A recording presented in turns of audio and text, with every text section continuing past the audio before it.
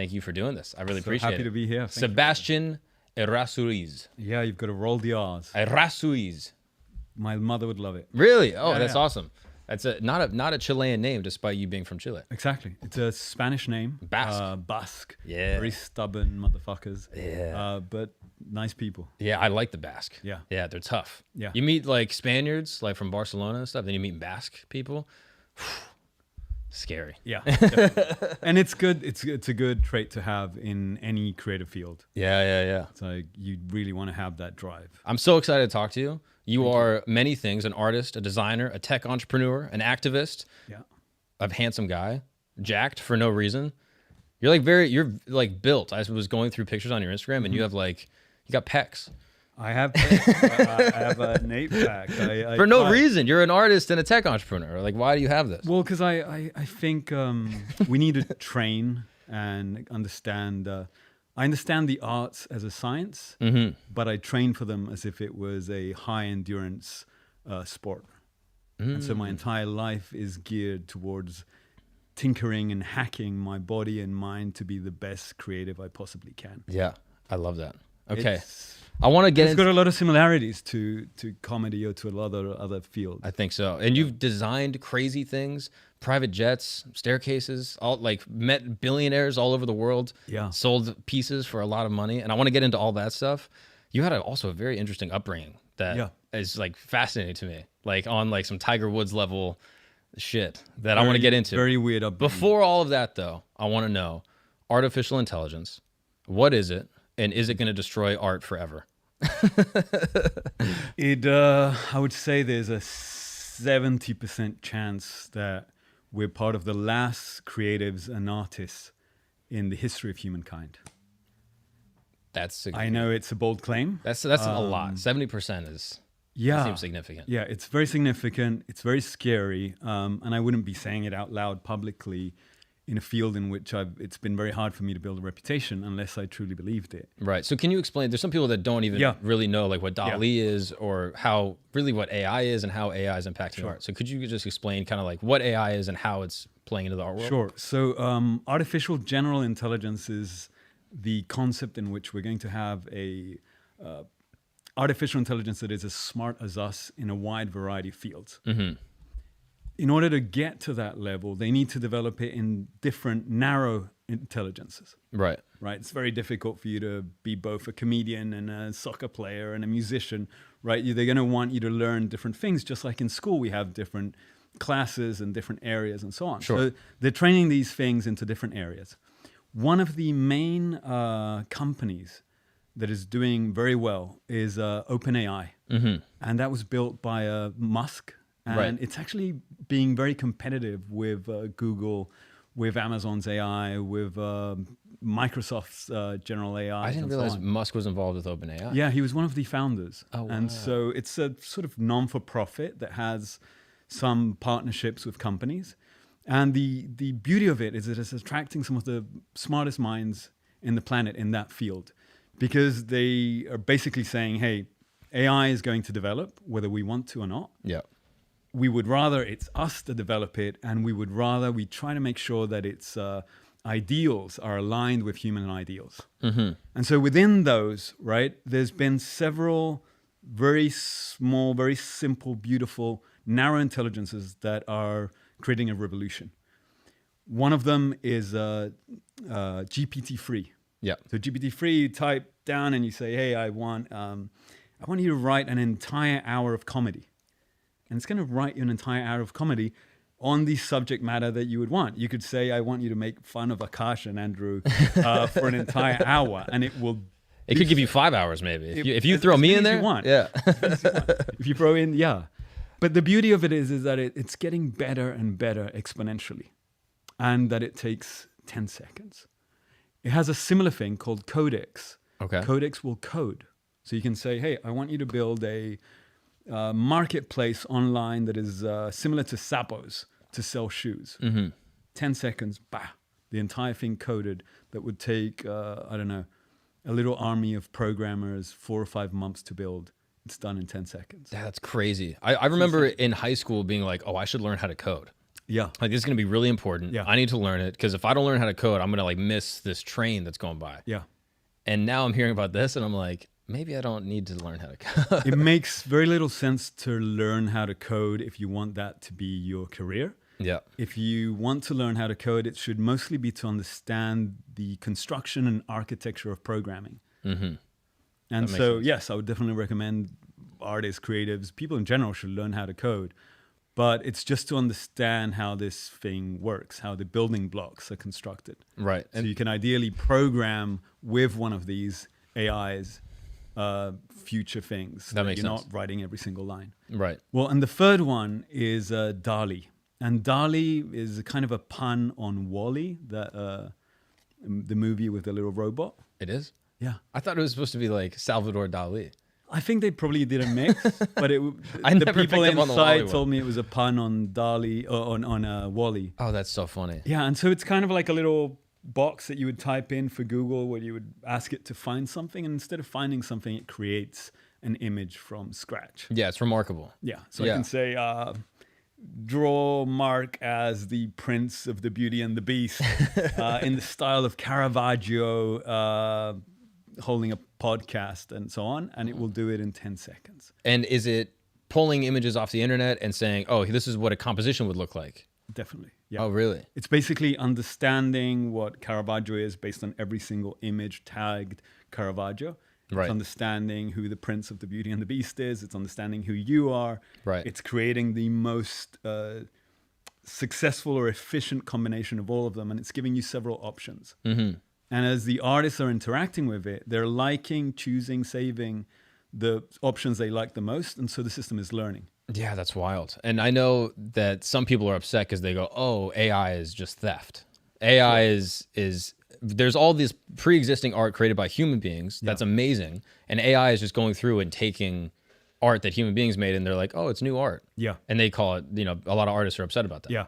There's a lot of artists upset about AI going into the arts in general. Mm-hmm. Some of them, in effect, are saying, hey, it's basically stealing copyright, intellectual property from different artists. Mm-hmm.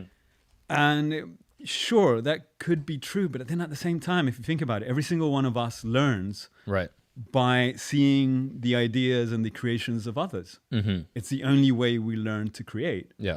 Creativity is something like an original combination based on pre-existing elements. Yeah. That's what the AI is doing. The fact that it can do it faster, better, wider, quicker than us, well, that just sucks for us. Yeah. It's not doing anything different than we are doing. Yeah, that's a good point. Yeah, everything's a remix. If I'm an artist, I'm looking at Caravaggio's and I'm like, oh, I could draw this. And I'm looking at a picture of me and I'm like, oh, I'm interpreting that. Exactly. But it's just being done by a computer. Yeah. And to a certain degree, your intuition, your gut is some sort of I believe it's some sort of a machine learning algorithm. Yeah. That doesn't fully know it's being influenced by that Caravaggio painting you saw as a kid. Right. Right? Yeah, all you might not be consciously ingredients thinking. and different percentages are there, and they're being spewed out in this little combination. Exactly. And I remember the early stages of like artificial intelligence art, and it was kind of like weird, warpy, like it wasn't a cogent piece of art. Yeah. And it seems like it's kind of moving past that now, and it's moving quickly. It's moving very quickly. Yeah. So let's say my buddy Miles actually brought this up. I thought it was an interesting sort of comparison. Let's say like artificial intelligence is in the same influence category as the internet. Mm-hmm. What stage of the internet are we in now for artificial intelligence? The thing is that it's a good question, but we're comparing it to past times, and because technology moves exponentially, it's basically getting quicker and quicker every time. So DALL-E is actually called DALL-E 2. Right. And GPT-3, I think, is GPT-3 because there was GPT-2 before. Yeah.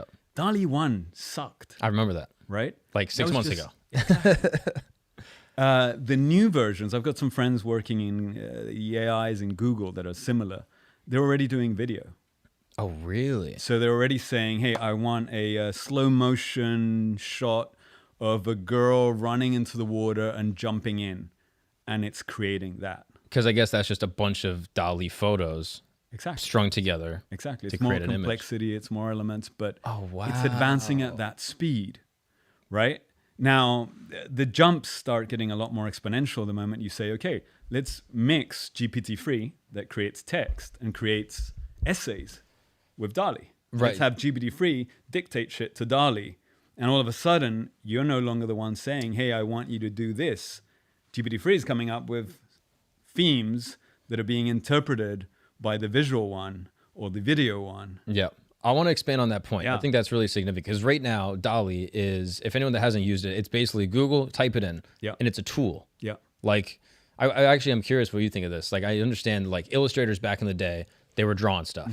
They would go to, you know, a graphic person would say, hey, we need you to illustrate this thing. They would do it. And then Photoshop comes along, and a lot of people are scared, and they go, oh, Photoshop is going to get rid of all the illustrators. That didn't happen. Photoshop just became a tool for illustrators, and they adapted. And I wonder if right now we're at the nascent stages of AI where people go, oh, AI is going to take away all the illustrators. But then they go, oh, no, it's just going to be a tool used by the illustrators for now because it's a tool right now because we were utilizing it through text.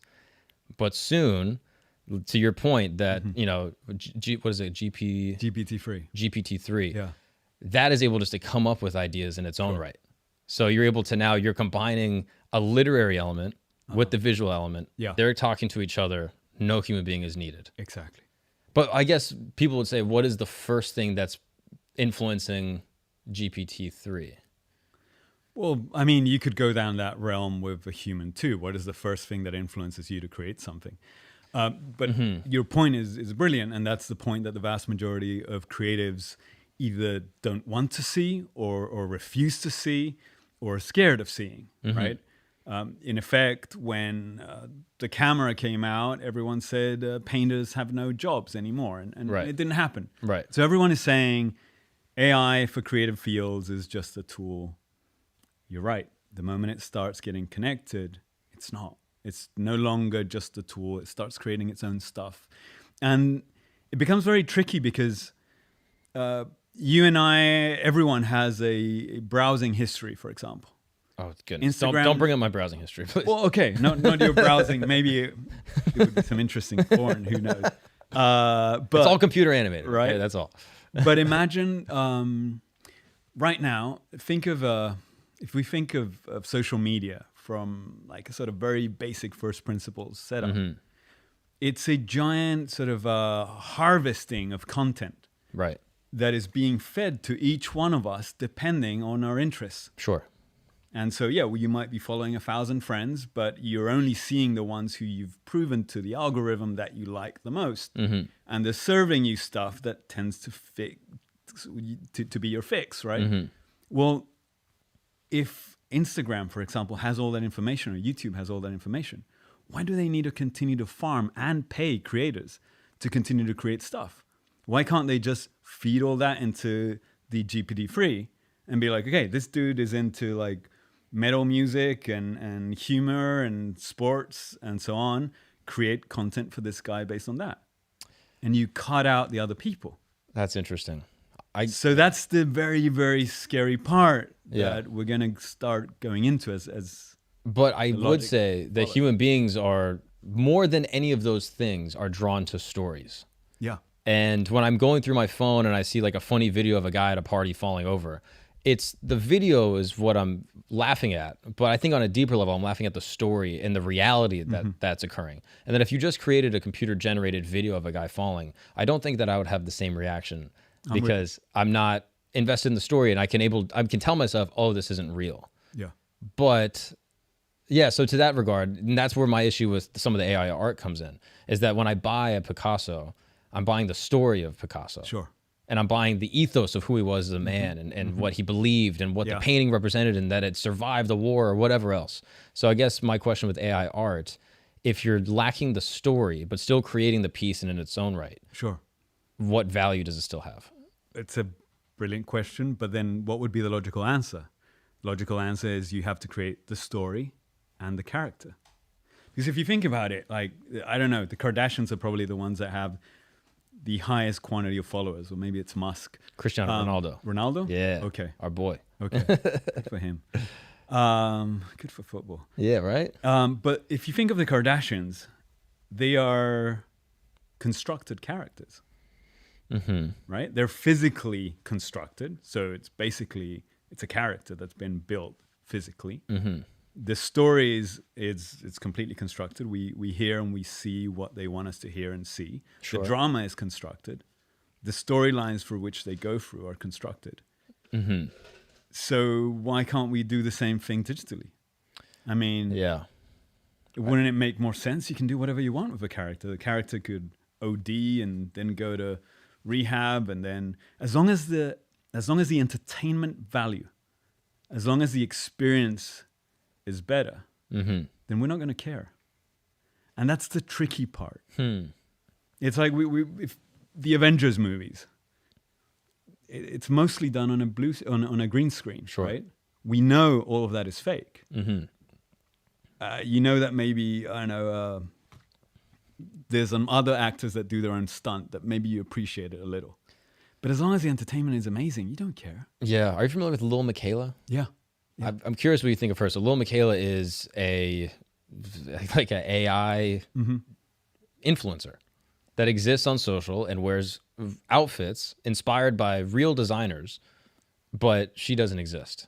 Yeah. Or maybe she does exist, but only exists digitally. Yeah. And I guess to your point, sometimes I follow her and I'll see pictures of like an outfit or something, and I like fashion. So I'll see an outfit and I go, oh, that sweater is really cool. And I know the sweater exists, but it doesn't exist in the picture.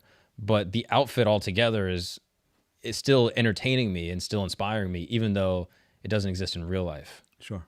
So I guess to your point, I'm kind of drawn to the story. But she's not even that. Little Miquela, for your people, has over 1 million followers or more. I think so, yeah. And she's got like a boyfriend, and she's got other people that she dates and sees and friends, and they're all digital. Yep. I feel like they're not even that interesting right now. Mm-hmm. If they became even more fascinating. Right. Imagine if there's like a real quixotic tale of someone having a drug addiction and then they go through rehab and whatever else. I mean, boy bands. Like if you think of like K-pop, they're constructions. Right. It's a bunch of people that set up a team and dictate, okay, you're going to be the pretty boy. You're going to be the super talent. You're going to be the sensitive one. You're going to be the buff dude. Yeah. And each one has a role and they get constructed. It's orchestrated. And so it's not that different from orchestrating. But I can't know that it's orchestrated. Like when someone tells me, oh, this is an AI generated movie, I know that it's, maybe that's where my reservation would be. I don't know. I generally tend to agree that I'm like, if it's good, it's good, but I'll know that it's orchestrated. Whereas like if I'm a young girl and I go see a boy band, I think that these are genuinely just like 5 guys that met up that all have these individual like unique personality traits that are all great at music. And I believe the story. Yeah. So I guess I just have to be in a position where I don't know that the story is created by AI. Some people love magic. We all know magic doesn't exist. Yeah. It's not about seeing something you know is fake. It's how amazing can you do it? Yeah. Can you let me know that you're about to trick me and do it in front of me? Yeah. And wow me. Yeah. If the entertainment value, if the surprise value, if the creativity value, if the experience value is there, we're not going to care. Yeah. And that's the very, very scary part for me, because it's like art in the future, it doesn't make sense that we all are in front of a painting. It's like a stiff, flat thing. It's technology of thousands of years ago. Right. We're going to be watching content that's going to be evolving, changing, moving around us, interacting augmented with us. Reality, things like that. And it's going to be different for you and for me. Right. I'm going to see something that gets tweaked to my own maybe childhood. Sure. Okay. So maybe it's the same theme, right? But tweaked. And so how do we compete with that? Yeah. Okay. Let's say I'm convinced that AI is going to be this unstoppable creative force. I'm still a little reserved with like stand-up. Like I'm a little like, stand-up is so human that how could you train a computer to be as human as we are? Like, I guess actually. But what does that mean? Like break down what does stand-up as human mean? I don't want to do this. Because as soon as I'm getting into it, I'm like, oh, I know I'm going to have a tough time explaining it. Because I don't have the answers, right? All I'm doing is I'm asking questions and I'm trying to follow from first principles logic and projecting it. So something happens to me in my everyday life Yeah. that is purely coincidental. Yeah. I get into an argument with some guy at a coffee shop and something funny happens. And then I tell the story and then it becomes comedy. Mm-hmm. As now, to do that, Yeah. what needed to happen? You needed to be able to detect the situation and suddenly be self-aware enough to say, that thing that happened is kind of weird. I wonder if other people go for the same thing. But before that, I need to exist in reality. I need to be a body and a brain moving around with other bodies and brains having an experience. Not necessarily. You could be coming up with jokes for situations you haven't been in. That's right, in which you're projecting a funny scenario. But predicated on situations that I could perceive happening. You need to understand the context. Right. But if you can understand the context, you can perceive odd things that happen again and again that no one's mentioned. Mm-hmm. Like no one's pointed out this weird thing that always happens. Right. And being able to point that out is what makes us feel connected to that. And if it's done in such a way that it's so obvious, so simple, it almost triggers this guttural reaction. Right. Now, from the understanding to detecting, to figuring out what's the right phrasing, it's several different steps. You could perfectly have an AI that starts consuming so much data that it can detect much better. Pattern recognition is easy. Yeah. It starts detecting, then it understands the value of what it detected. Is this like a 99% level amazing thing, or is this just something not so important? And then what's the perfect phrasing? What would be the perfect phrasing that would work for this? Newspapers 15 years ago stopped having an editor that said, okay, this is going to be the title for this, for our page, right? For our front page. Today, they test out different titles, and whatever is working fastest, they switch everything to that. Or we all get to see different news titles depending on what region we're in or what we like. Or what scares you the most. Exactly. So you could have an AI making a joke about the same situation in which people hate, I don't know, these little straws, right? But it tells a joke in such a manner that I connect with it differently from you, and the phrasing is even different. Because the phrasing for you makes you laugh because you're Canadian, and the phrasing for me makes me laugh because I'm fucking Chilean, and it's even more precise. So then it's just comedy directly tailored to just what you want. So you could go to a comedy show, but that's the human part, is that it's an experiential collective thing. Yeah, but see, if it can make a joke for each one of us based on the paper straw and like the turtles, but it's slightly tailored to each one, it would probably be much more efficient. We would all laugh. We would all have a common experience. But it was just, we heard it differently, just like we see differently. Yeah. It's like we perceive differently. But if I'm in a room of people and everyone laughs all at the same time, I want to laugh with them, and that's part of what makes it fun. There's this catharsis of being in a community, all understanding something at the same time. I've heard people say that, like, laughter is the sound of common understanding. Yeah. That someone's on stage and they go, have you guys ever noticed this? And everyone laughs and they go, we've all noticed this. And it's even funnier to me that we're all noticing this same thing at the same time. Sure. So in this sort of hypothetical, is the AI comedian speaking individually to everyone through like individual headsets? How does it hit me at a different rate than it hits this guy versus how it hits you? There's fascinating bits of technology being developed everywhere. One of them, for example, works almost like a jawbone. Do you remember those? Yeah. It vibrates the small bones in your ear. And this can actually somehow detect the words as we say them in our heads. So if I think in my head, there could be a joke about a turtle snorting cocaine through like a paper straw. Yeah. It could detect it and hear it and understand it, even if I haven't said it out loud. So I'm sure we'll have a technology later on where we're almost telepathically receiving data. That's crazy. I guess it would need to time it right so that it has the exact same words or length so that we all hit the sort of funny point at the same time so we all laugh together. That would be the trick, is that if everyone can communally still enjoy it and turn to their friend and go, that's what you do. Yeah. Because if it's completely different jokes, then it's a completely different show. Yeah. It has to be the same essence packaged in a slightly more unique way, but to where the punchline's the same and we're all enjoying it at the same time. Well, let's say we went to watch a boxing match. Sure. It would be us two in a boxing match with maybe a bunch of friends. and there's the energy that's amazing and the sound and everything's incredible, we're not looking at the same part at the same time.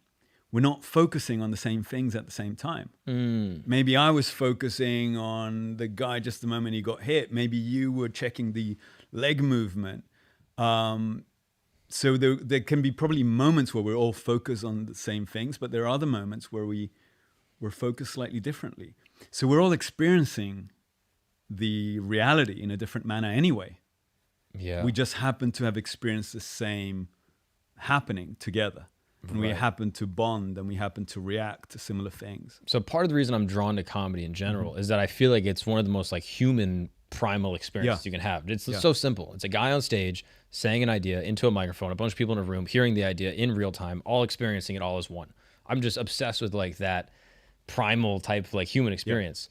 So if AI is able to supplant stand-up comedy which at its essence is extremely primal, it can probably take the place of like everything, which I guess is your point. I could go see a movie with you. Exactly. And the movie through my glasses is slightly different and has slightly different jokes and context and maybe subtly different characters that would appease me in a way it wouldn't appease you. Exactly. And we're watching the same movie, but with subtle variations that then we can discuss after. Yeah. And be like, oh, in my version, they were wearing a red shirt. And in your version, they were wearing a hockey team that you hate or something. That's fascinating. Because it's what would happen again if we came back to the hotel after having watched the boxing match. Right. We could be like, man, and remember when like punched him on the side. Maybe I don't fully remember, but I was looking at the ring girl the whole time. And right. So it even becomes maybe even more interesting because we're all contributing to how we saw it after. Whoa. We're recounting and we're rebuilding based on other people's stories, our perception of the entire thing. Okay, this is kind of blowing my mind. Okay, so a technical question for AI. Where is the computing power happening? Is it happening like, if I were to do DALL-E, for example, is it happening on my computer or is it happening somewhere else? Somewhere else in the meanwhile, yeah. Oh, really? Yeah. So you could have just a centralized server that's powering everything. Exactly. Everywhere, all the time. And these are going to continue, right? So the moment you have AR, VR headsets and they're small enough, it doesn't really make sense for all of the engineering to be on the headset. You're going to have the processing power on your phone because they've figured that out pretty well. And then the rest is on the cloud and so on. So they'll figure out ways to distribute it. This seems like bad news so far. So that's what I want to know. So you're an artist. I'm a stand-up comedian. So far, it seems like both of our jobs out of the way. AI is going to come through and just, we're not going to have any place in society. That's the fear that I'm feeling. Sure. So I guess I'm curious, like, who's the first to go and what should they do to make themselves a little bit less replaceable? Well, I think it's the first thing we all have to do is start talking about this and start being informed, because the speed at which this thing moves is such that you should be checking the news every, I don't know, month at least to check where is the state. Okay. I think we're not completely replaced. There's a few little silver linings. I generally believe before we risk being replaced or eventually are replaced, there will be a new renaissance, right? Because all of a sudden, when these tools get so good, you're going to be able to maybe tune your jokes in a much faster manner than before. As it's getting closer and closer to doing all of the work. Because you could have the tools are advancing and they're helping you do the work that you want to do. So the biggest issue for me with jokes is that when I think of a funny joke, I have to go on stage and say it and hear if people laugh. Yeah. And then go back and adjust it based off their laughter. Yeah. And I have to get a huge sample a bunch of different times in a row in order to figure out if a joke is truly funny or if it's only funny in this specific setting, etc. Sure. And all of that takes a lot of time, which is why it takes a stand-up comedian, 10 years to put out a special. Yeah.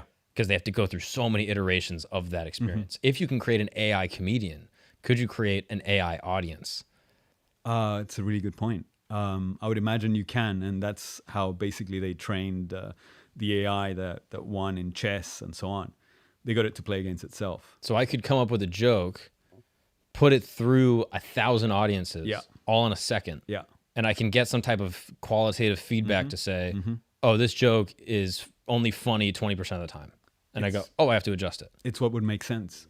Because basically, there was a period around the 70s that they called it the AI winter, in which the concepts of artificial intelligence were there, but we didn't have the processing power and we didn't have the data. Now that the processing power is advancing so fast, and there's so much data out there, it just becomes a matter of asking the computer to start processing what a comedian would never be able to do in their lifetime. Right? So the beauty could be that before we risk extinction as creatives, there should be a renaissance period in which all of a sudden we can create jokes, visions, things that we had never thought of before, at a speed, at a level of complexity, at a level of richness that maybe we hadn't done. And that could be fascinating. It could have a lot of risks too, but... Is it possible that it gets more sterile? Is it possible it gets more drab and like less human and people are sort of not into it? Definitely. That we could theoretically level up or level down, right? So I'm from Chile. You're from Canada originally. My parents are from Canada. Parents from Canada, yeah. So theoretically, 30, 40 years ago, when things were more disconnected, every culture had their own thing. Yeah. Right? So the Swiss were really good at watches and chocolates. And the Italians had pasta and design and some things. And so on. Every area had their know-how. Right. And so we all specialized and developed our expertise within certain ingredients that were the ingredients as creative chefs we could cook with. The moment we're all listening to the same stuff, we're all listening to the same music, watching the same videos, hearing the same news, we're all now using the same ingredients.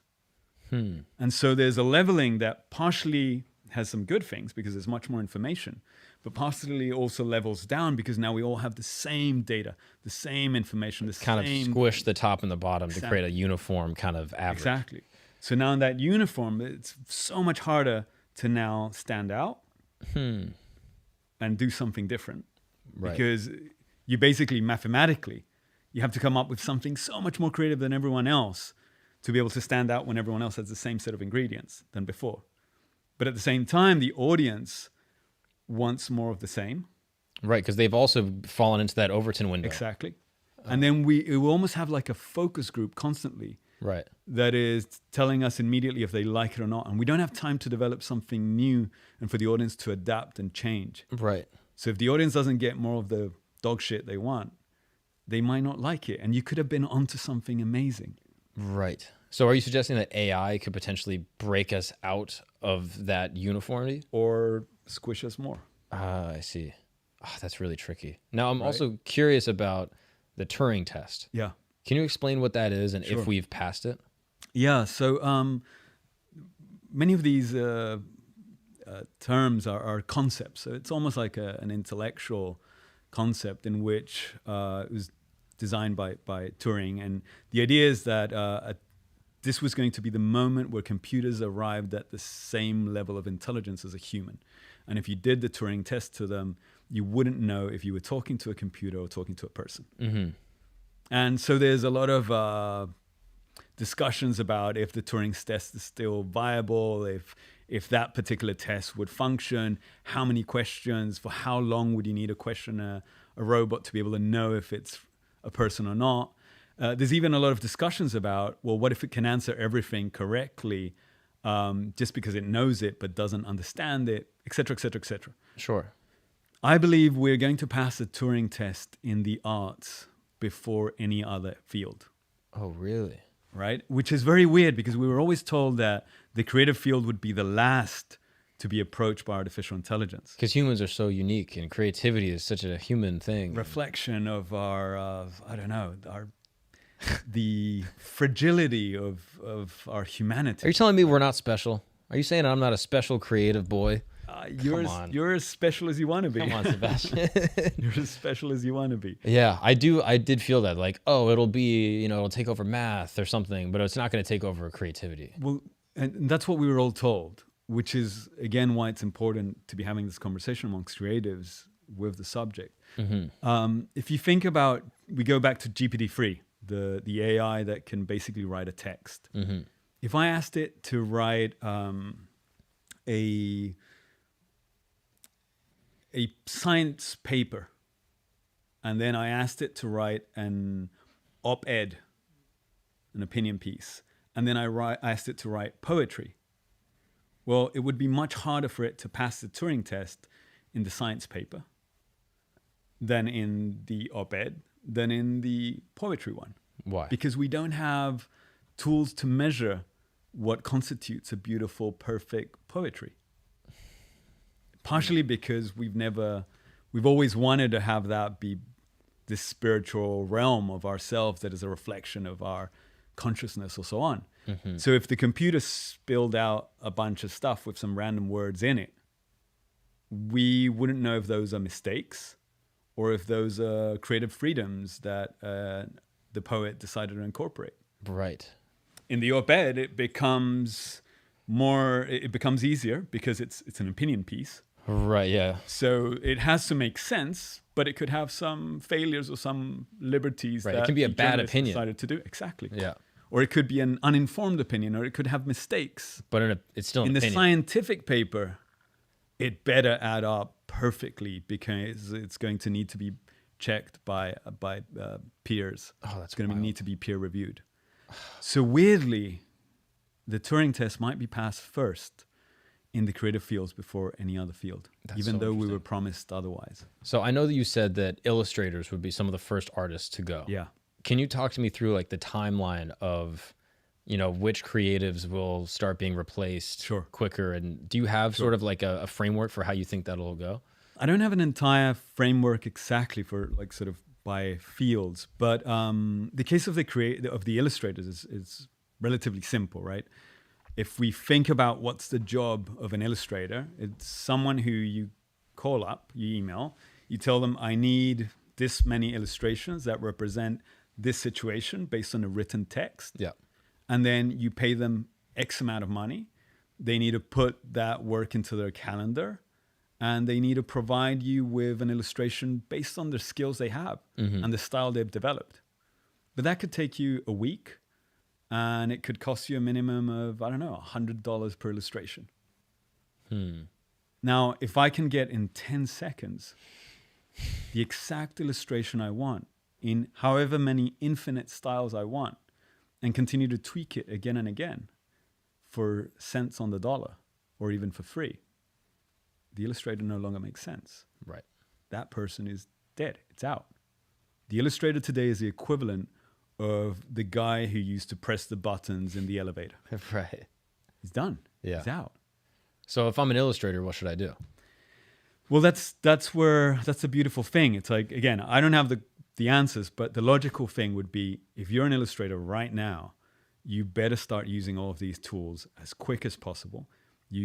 I would start a little illustration company and try to secure as many clients as possible. Take my rate down so I'm competitive. I'm going to have the computer do it anyway. And I would try to figure out how to be the best at describing scenarios I want, with maybe certain unique elements that no one else is doing. And then maybe say that I'm incorporating AI and human touch. But how long is that going to last you? Like 2 years? Yeah, just get as much money as you can and then get out. That's it. I guess, but I'm like, but they're done. You're trying to keep up with. Oh, I'm the best at coming up with scenarios. It's like, yeah, you got CP. Is it CPT-3? GPT-3. Damn it. Okay, yeah. GPT-3. But yeah, like you're trying to compete with that and the exponential rate of that technological growth. Like you're basically just buying time. Exactly. For an eventual end anyway. So basically you're saying like be a truck driver or something. Just pivot completely. Not even, man. Not the way Tesla's going. Yeah. Right? Okay. That's a good point. Okay. So let's say illustrators are out. So I guess part of the risk and part of the beauty of AI going into the creative fields is that we're going to now suddenly start understanding what constitutes a complex creative exercise and what doesn't. And so illustration is basically, it's a skill, but it's almost like a craftsmanship that is easier to be replaced by a robot, for example. I see, like so I could carve an IKEA shelf or something. I could carve a figure, but the robot can already carve it too. So that's just like one level of creativity. Sure. the next level of creativity would be how do you come up with your own ideas? How do you come up with illustrations that maybe the client hasn't asked? Right. And then maybe you need to figure out how to come up with the new book or the new concept of what an illustration is. Right. That makes sense.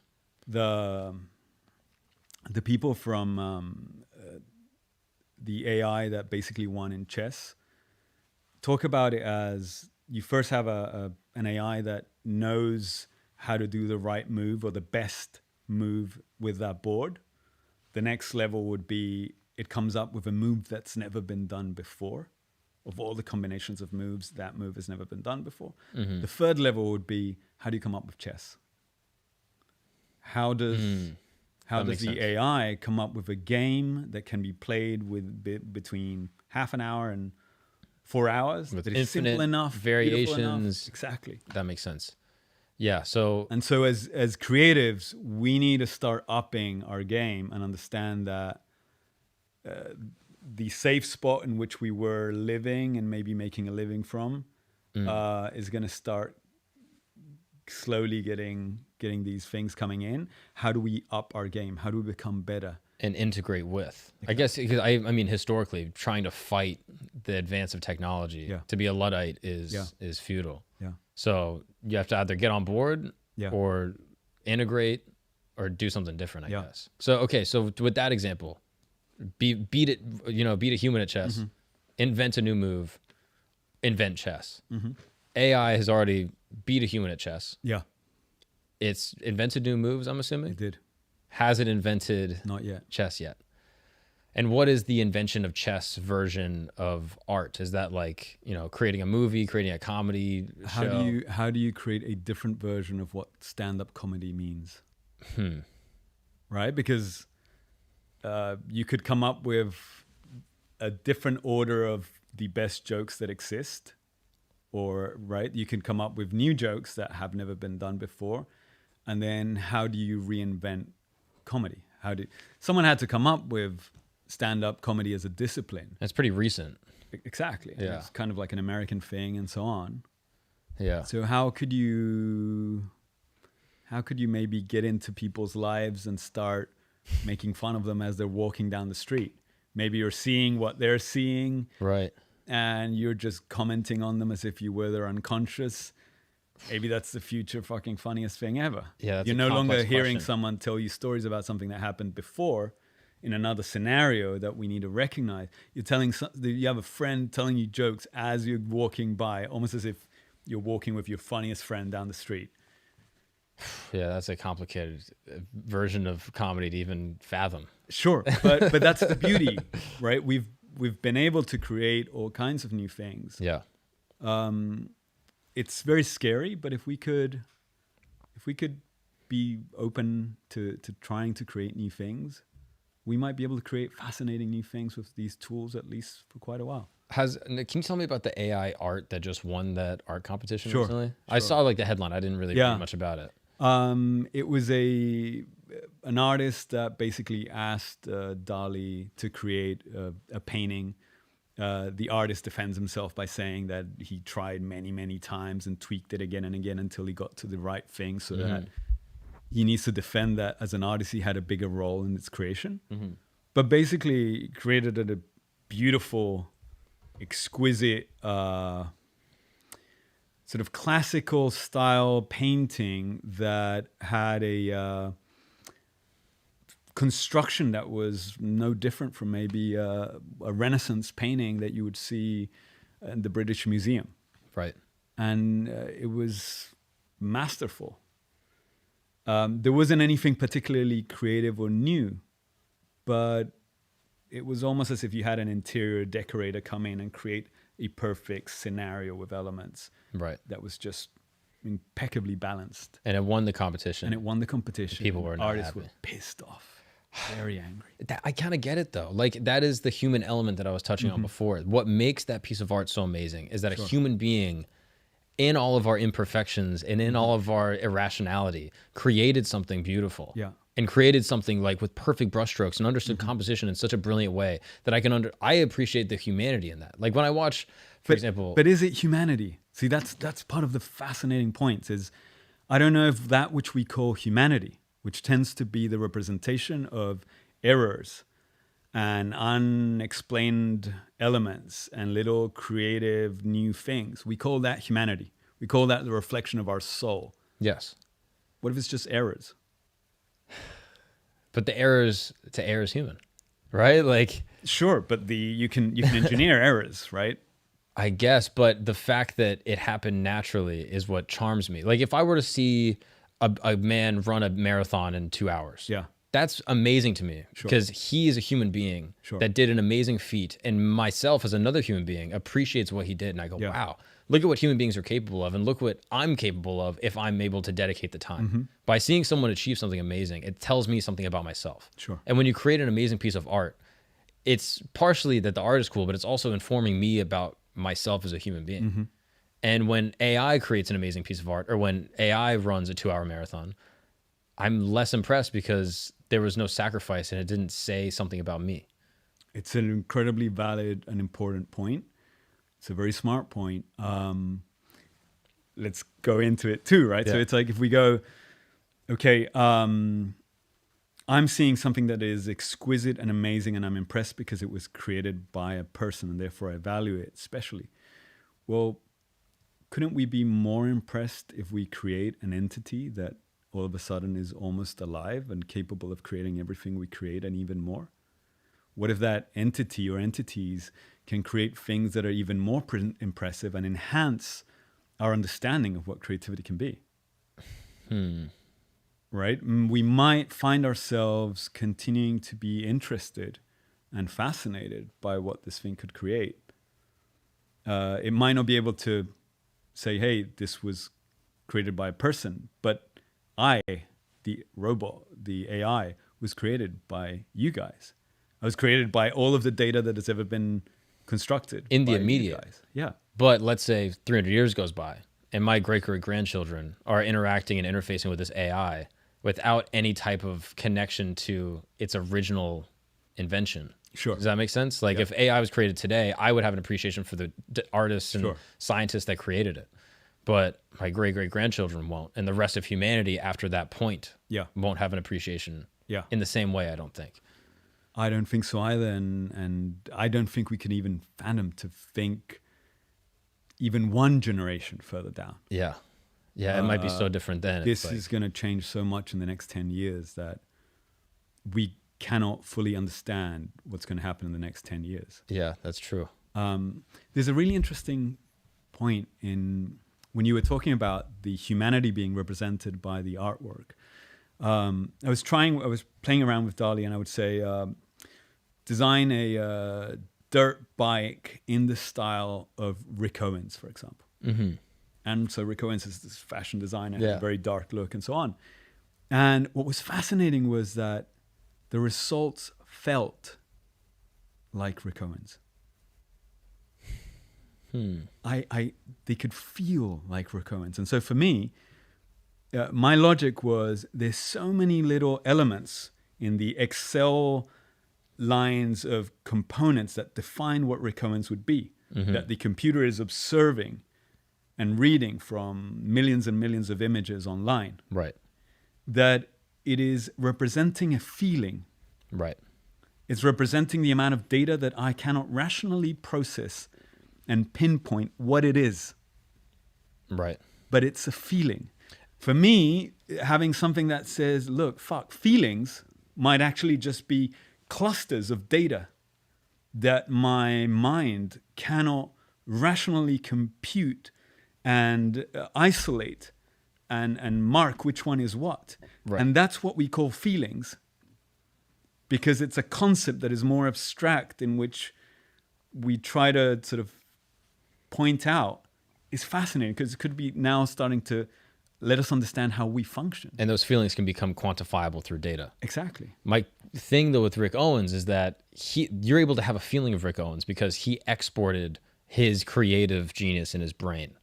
and that the only way for AI to access that data is if he exported it in the first place. Sure. So if you were to say, create a dirt bike in the style of Mark Gagnon, it won't have any reference file because the data is all here. Because I haven't put out enough data to create a design style. Exactly. For now. So how is it possible to access the data here before I access the data here? I would imagine later on, yes, because basically, let's say I have 20 years of your browsing history. Yeah. And I have all of the images you've ever posted. And I have your entire shopping history. And I have mapped out all the places you've ever gone to. And then I have some of your output. That's going to provide a really interesting blueprint that a computer that starts getting more and more precise is going to be able to extract the essence of what is most likely what you would say, think, do, react, create, joke. Is your brain an empty vessel that creative inspiration got put into? Or is there something intrinsic inside your frontal lobe that comes up with new things that are irregardless of what's been put into it? Sure. I really like Sam Harris's version of this idea that there's no free will. That basically we are the sum of the experiences that have happened to us. So we have a DNA component, and then we are the sum of everything that has happened in our life. And therefore, if you were to ask me, what's my favorite movie? I wouldn't really be able to calculate all of the movies I've ever watched and then start selecting which are the most interesting and quantify them by quality of the movie and then how important were they to me and so on. It's too much data and information that my brain cannot do fast enough. So my brain is going to pick for me whichever one it came up with. And whichever one it came up with is going to be almost like a robotic mathematical equation of the current time I'm in, whatever was the latest that it remembered, with maybe what I'm thinking of right now. And so it's just going to do that math, and it's going to say, I don't know, in the name of the Father. Right. That's interesting. I didn't really... And if you were to say, hey, but what about this other movie? I'm like, oh, yeah, maybe I would change my mind if I had thought of that one, but I didn't think of that one. But what if I saw that movie last week again, and I was like, oh, this is my favorite movie. Exactly. So we're not... How much are we really picking?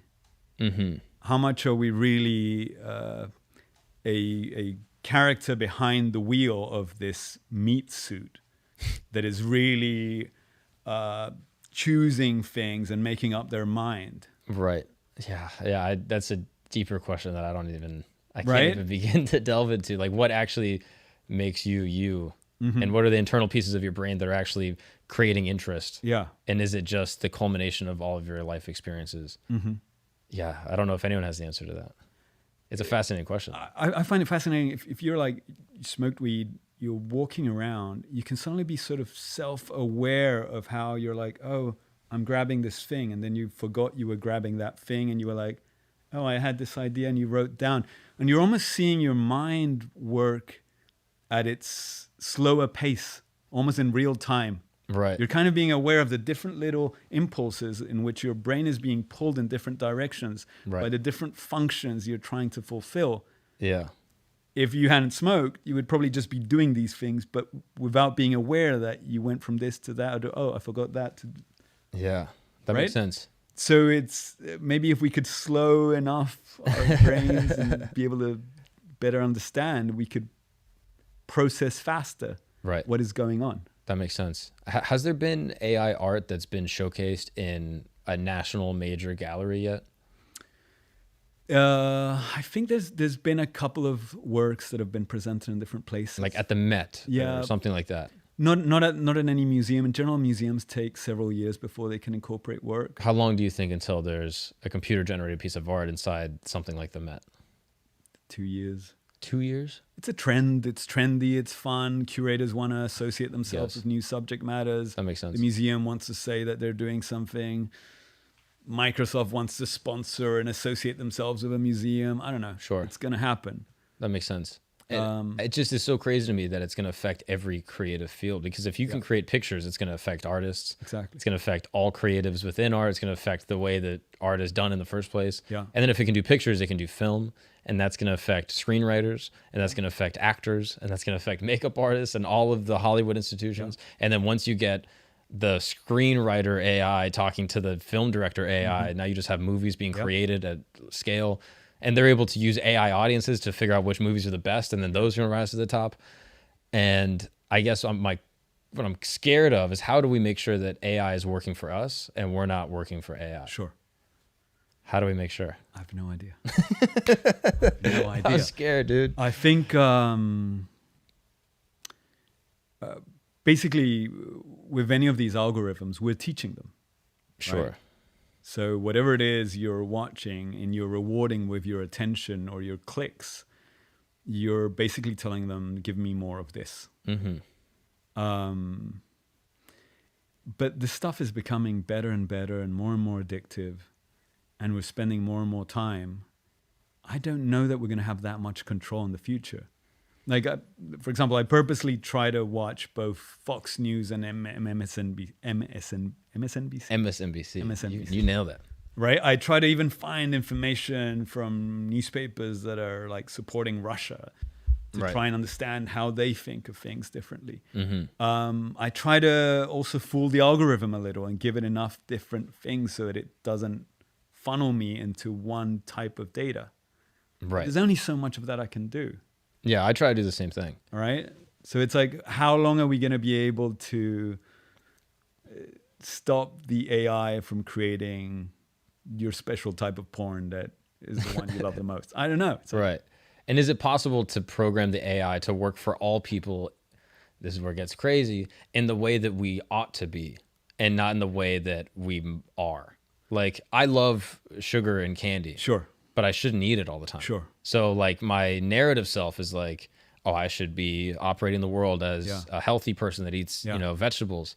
But my subjective self, I guess, is like, oh, I want sugar and candy, and I'll have a little cookie today and I'll forget it that I had it. Yeah. And I guess, who programs the AI to feed us information that is good for us and in the best interest of humanity than, I guess, what we might want as like a primal need?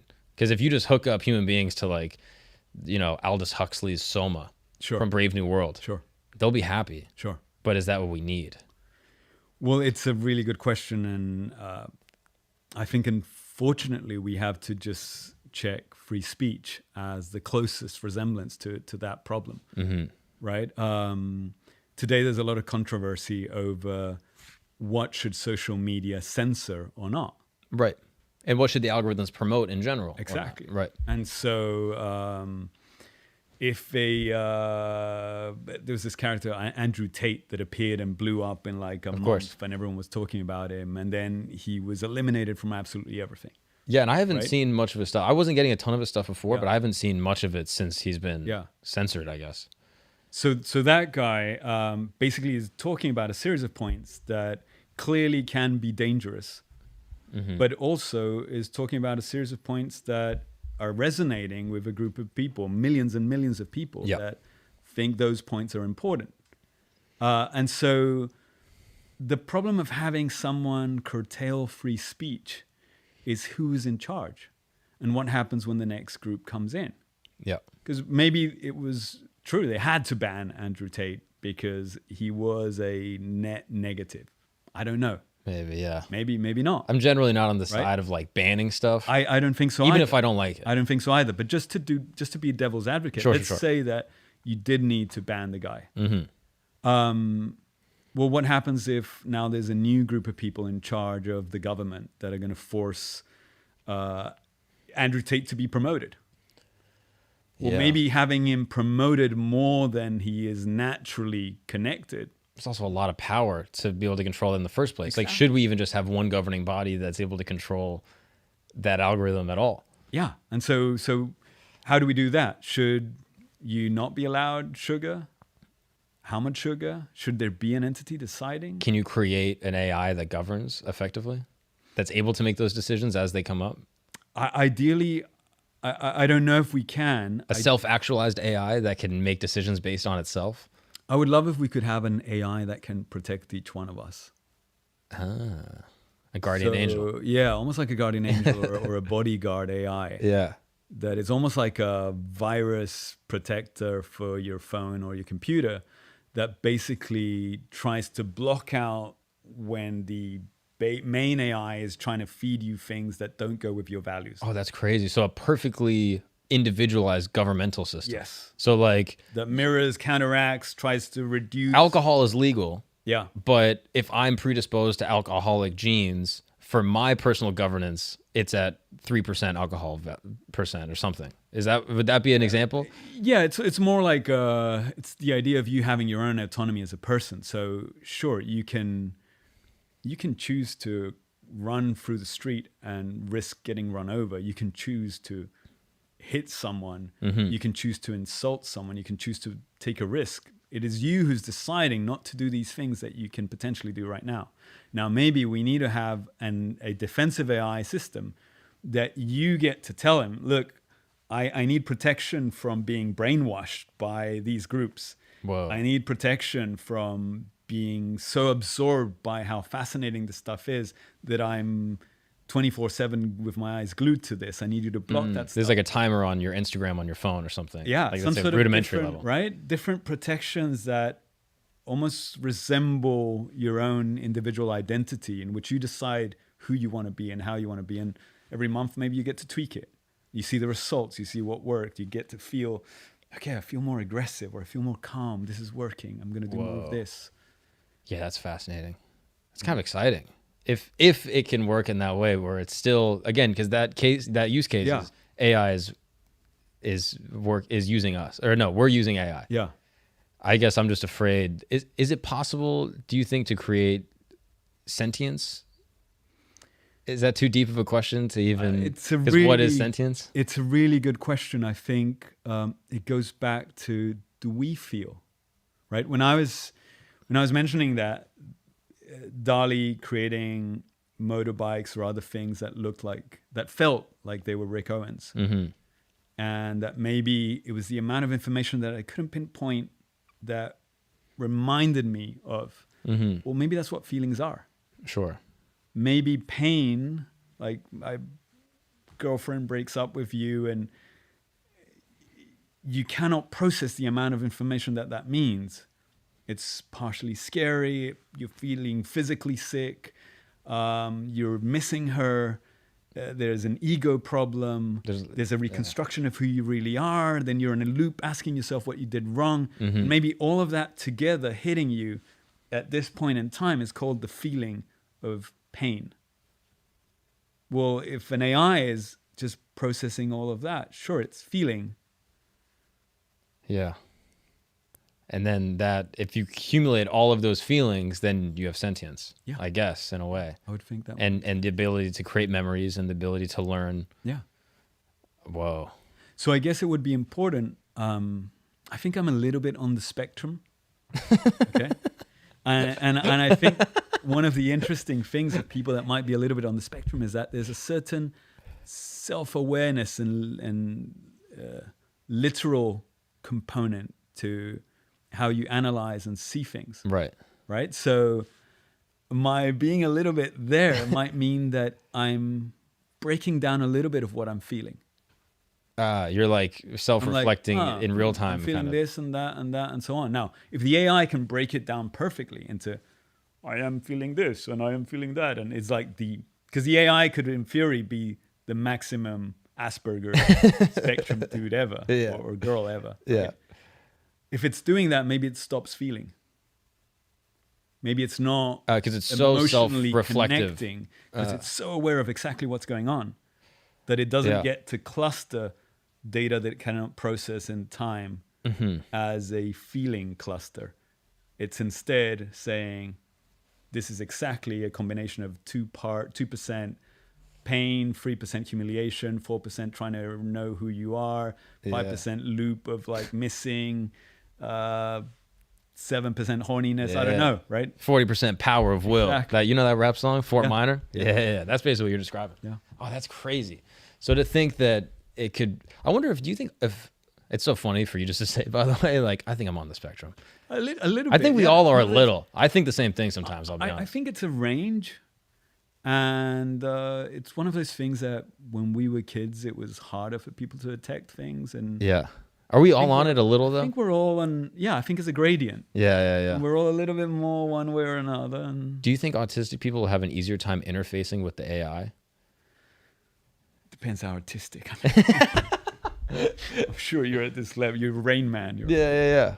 I just wonder if the AI is a little autistic. Yeah. Would an autistic person have an easier time interacting, or maybe not? Well, I would imagine the AI is the maximum autistic entity, but if it can process so much more than the autistic person and be aware of exactly of how different it is by being autistic and can compensate. Yeah. Right, then, it wouldn't matter. Oh, that's awesome, dude. It's so self-aware that it was compensating in real time. Dang. So autistic people are really they're from the future in a way. They're just more high powered. You know what I mean? I mean, it depends. Range. Yeah. They're just computers. They're like the AI. Range. They're the original AI. Yeah. I think it was one of those things where a long time ago, people that had Asperger's or other stuff they had all kinds of surnames and things. And And the more we see people in the tech world that ability to focus and see things differently has helped them. Right. Kind of like the revenge of the nerds. They start. I mean, Elon Musk is like, I'm pretty sure he has Asperger's, right? Yeah. And it's interesting that it's created. I mean, it's no mistake to me, in my opinion, or no coincidence that there's a lot of disproportionately successful and creative people that happen to have Asperger's or autism. Yeah. And I wonder if it's to that point, there's a self-reflection and they're able to both like quantify logic or quantify like art and things in like mathematic terms and use it to their advantage. Yeah. It's brilliant in his case though, that he can be that brilliant and clearly like if you watch him, I've smoked weed and just watched videos of this guy talking and it's like you slow it down and you watch every little gesture and move and it's like this guy's so autistic, it's insane. But the guy somehow maybe that's your autistic brain on weed that you're like, whoa, he's more autistic than 100%. But he manages to be funny. Yeah. So he's somehow gifted enough that, or I think he's funny, right? Maybe because I'm autistic. But he's funny and witty and fast enough and has like a pulse of popular culture that is atypical for someone who is normally just disconnected from that world. I think it's part of his success, part of his branding skills. Yeah, he's able to like memify everything. Exactly. Yeah, and that's how he interfaces and connects with people. And it makes sense. Normally not typical in someone who's in that realm. Yeah, that's a good point. Yeah, I wonder if that's learned or if he like just like really exercised it and tried to pick it up. Yeah, that's interesting. So now, imagine the super autistic computer that is also the funniest ever and creates the best memes. And oh my gosh, it's like, and it's going to be perfectly modified to what I think is the funniest thing. Yeah, that's crazy. Okay. I mean, this is blowing my mind. There's probably more that I can't even fathom. I want to talk about you and like fine art in general and the things that you've created. Yeah. I'm curious, is there anything else on AI that you want to like clarify? Is there anything that you're doing to future-proof yourself? Well, I'm actually writing a book on the impact of AI and creativity. I think it's super important for creatives in general to pass the initial fear and try to figure out how to advance. Sure. I think it's a beautiful invitation to sort of understand your creative field as a discipline that people can. It's like, let's become the fucking Michael Jordans of creativity. It's like, and use these tools. Vast majority of artists aren't the most hardworking or disciplined, and we could do so much better. So there's something there that could be very positive and could help us for a while. Yeah, AI is. I feel like we had God as a concept through so much of human history. Yeah, and then I think we became gods. And now we're creating a new God in a way, in like an esoteric sense. Yeah. Not like literally a God, I guess, but like we're creating this AI to then like govern our lives, make choices for me, inform moralism. Yeah. All of those sort of like esoteric things that God historically would do and that we then took over. Yeah. I'm curious, do you feel like it's a new like divine renaissance? I think so. I think as science has advanced, we've seen it start eating up into the realm of the religious, right? Before we used to think, I don't know, the sun turned around the earth and etc. Sure. And as we go, we start understanding that the realm for the religious is smaller and smaller and smaller. Well, I think that's going to start happening for us as humans. We think we're these special creative people with little souls inside that manage these little meat robots. Yeah. I think we're going to start understanding that we're much more like computers. And or a computer's much more like us. I don't know. Yeah, and therefore the AI will be the god, basically. I mean, yeah, it's kind of scary. Yeah, we're creating our own gods. Yeah, that's wild. Which will be gods and do whatever the fuck we want with us too. But then will we have to serve them like gods? That's clearly. They might even be like the Greeks and start fucking us. Which would probably be the best sex you ever had in your life. Sure, and they will have like semi-god. Yeah. Oh my gosh. Yeah. This is very, very exciting, but also terrifying to me. But I want to talk about you and like your creations and your art. Yeah. Because I was aware of you and I'd seen a lot of your stuff and I didn't even realize that it was you. Like I had seen like I loved you, I love you, like present and past tense, like the flickering neon. And I'd seen that and then I saw it on your website and I was like, oh wow, this is the guy. And I was talking to a lot of my art friends about you. I was like, yeah, I'm talking to this guy, Sebastian. And they were like, oh, Sebastian Studio. Like, like within the art world, you have quite a name and a reputation and you've designed a lot of fascinating things. So I'm curious, just out the gate, I just have to know, what is the most expensive piece of art that you've ever sold? 475,000. Wow. And what was it? It's a sculpture shelf. Billionaires from India, they wanted this beautiful, exquisite shelf that you could basically buy a house with. Yeah, it's crazy. Yeah. And they reached out to you to commission, or you already made it? They reached out, commissioned it. Yeah. Oh, wow. Yeah. That's wild. Yeah. It's insane. And it's one of the beauties of being in this realm in which you're basically creating unique pieces for the very, very wealthy, is that it's almost like being a scientist and you win a fund that allows you to focus for 6 months on creating a project that there's no way you could fabricate otherwise. Right. So it's like, oh, all of a sudden, I don't know, for example, I work with Audemars Piguet, the watch brand. Yeah. AP. I call him AP. Exactly. I listen to rap music. So. Yeah. So AP goes, what would you want to create? And I always found fascinating that a timepiece takes about 3 to 4 months of work from one guy who's working, making you this little watch. And it's almost useless. It almost makes no sense if you think about it. It's like we have the time on your computer, it's on your phone, it's on your dashboard of your car. You don't need a thingy on your wrist with the time. But it's almost this beautiful romantic element of you carrying 3 months of a person's time. You're carrying a feat of engineering that took generations to build. So I was like, okay, what if, and I work a lot with trees for some lines of projects that I go like, well, what if we could just get a bunch of reclaimed wood, glue it together into a massive block, and then use robots to carve it down into the tree, take it back to the tree. It's the kind of work that is an enormous amount of waste of material and time, almost this useless effort, just like the watch. But the finished piece is so exquisite and beautiful. And I could have never paid for that if I couldn't get an AP or some billionaire client or some dude that wants his plane designed or so on. Yeah. That approaches me. So I see it as that. I see it as almost a grant to investigate. Yeah, I mean, luxury in general is kind of waste. Sure. Inherently, almost. Yeah. It's like you go into like this beautiful gallery in Soho, and it's the most expensive real estate in the whole city, maybe in the whole world, and it's just an empty room. Yeah. And it's the ability to say, hey, we have so much money, we don't even need to fill it. Sure. Like it's pure, like a lawn in the desert. Like it's the luxury to say, hey, look, actually, I think that was what it was historically, like having a lawn anywhere was able to say, hey, we have land that's fertile and we're not even making food on it. Yeah. We're just leaving it to just waste away or to let it just be grass. We don't need to make food because that's how wealthy and that's how well off we are.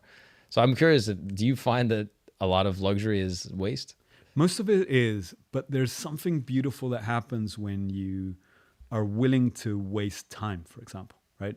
As a creator, it's probably really hard for you to sort of disconnect from your emails or from the things you need to do and give yourself enough dead time so that your head can associate new things. Yeah. But that luxury, which is a luxury, allows you to occasionally come up with this new combination of things. Mm-hmm. I think there's a beauty in that luxury. We're talking soccer before, there's a Colombian goalkeeper that did a save called the Scorpion. Yeah, exactly. The guy that has my hair. Yeah. What's his name? Higuita. Yeah. Higuita. Yeah. The guy's in a match, for those that haven't seen it, right? And then someone shoots at the goal, and he decides, instead of stopping it with his hands as you're supposed to, he just hits it with the back of his feet and basically risks the entire match. Yeah. That guy passed into history, and today we're talking about him. Yeah. Because he took that luxury. That was an enormous risk. And his grandchildren probably are known because his grandfather did that once. Yeah. That went beyond just securing the match. Right. For a very routine save. It wasn't even a miraculous shot or anything. It was a very basic, I could catch you right here. Exactly. But he chose to do something unconventional and, in a way luxurious. Exactly. So I think luxury, it depends on how you're seeing it. Mm-hmm. I think, unfortunately, within the arts, most artists become luxury brands. And they repeat again and again the same thing that made them famous, almost like a Louis Vuitton monogram, so that other people can see your work and be like, oh, that's a work by so-and-so. You must be very rich. You must have great taste. Mm-hmm. But if instead the luxury artwork can be more challenging or commissioned or allow for more investigation, right, then you're allowing for these little things to happen. That makes sense. And I think that's where the beauty is. I want to know about some of like the billionaire clients that like you've worked with. Sure. So could you tell me the private jet story? Yeah. So client tells me that he's buying a Gulfstream 650. That at the time was, today I think there's a 700 or 750, but at the time it was the most advanced plane. It could go from New York to Istanbul without like stopping. And so he goes, Sebastian, why don't you design the interior? And the reason why I wanted to design the interior is he had other billionaire friends that had the same plane. This guy's actually friends with Richard Branson. And so, and would spend time in the same island. And so I'm like, okay, you need to basically one up a guy that has his own like fleet. Yeah, that has spaceships. Exactly. Yeah, it's gonna be tough. So I was like, okay, let me try. And so I kept thinking, okay, what can I do? What can I offer a bunch of dudes barbecuing in a private island, one of which has as a friend a dude that has spaceships and fleets of airplanes. Yeah. And I was like, well, what if you're all of a sudden choking on a piece of meat?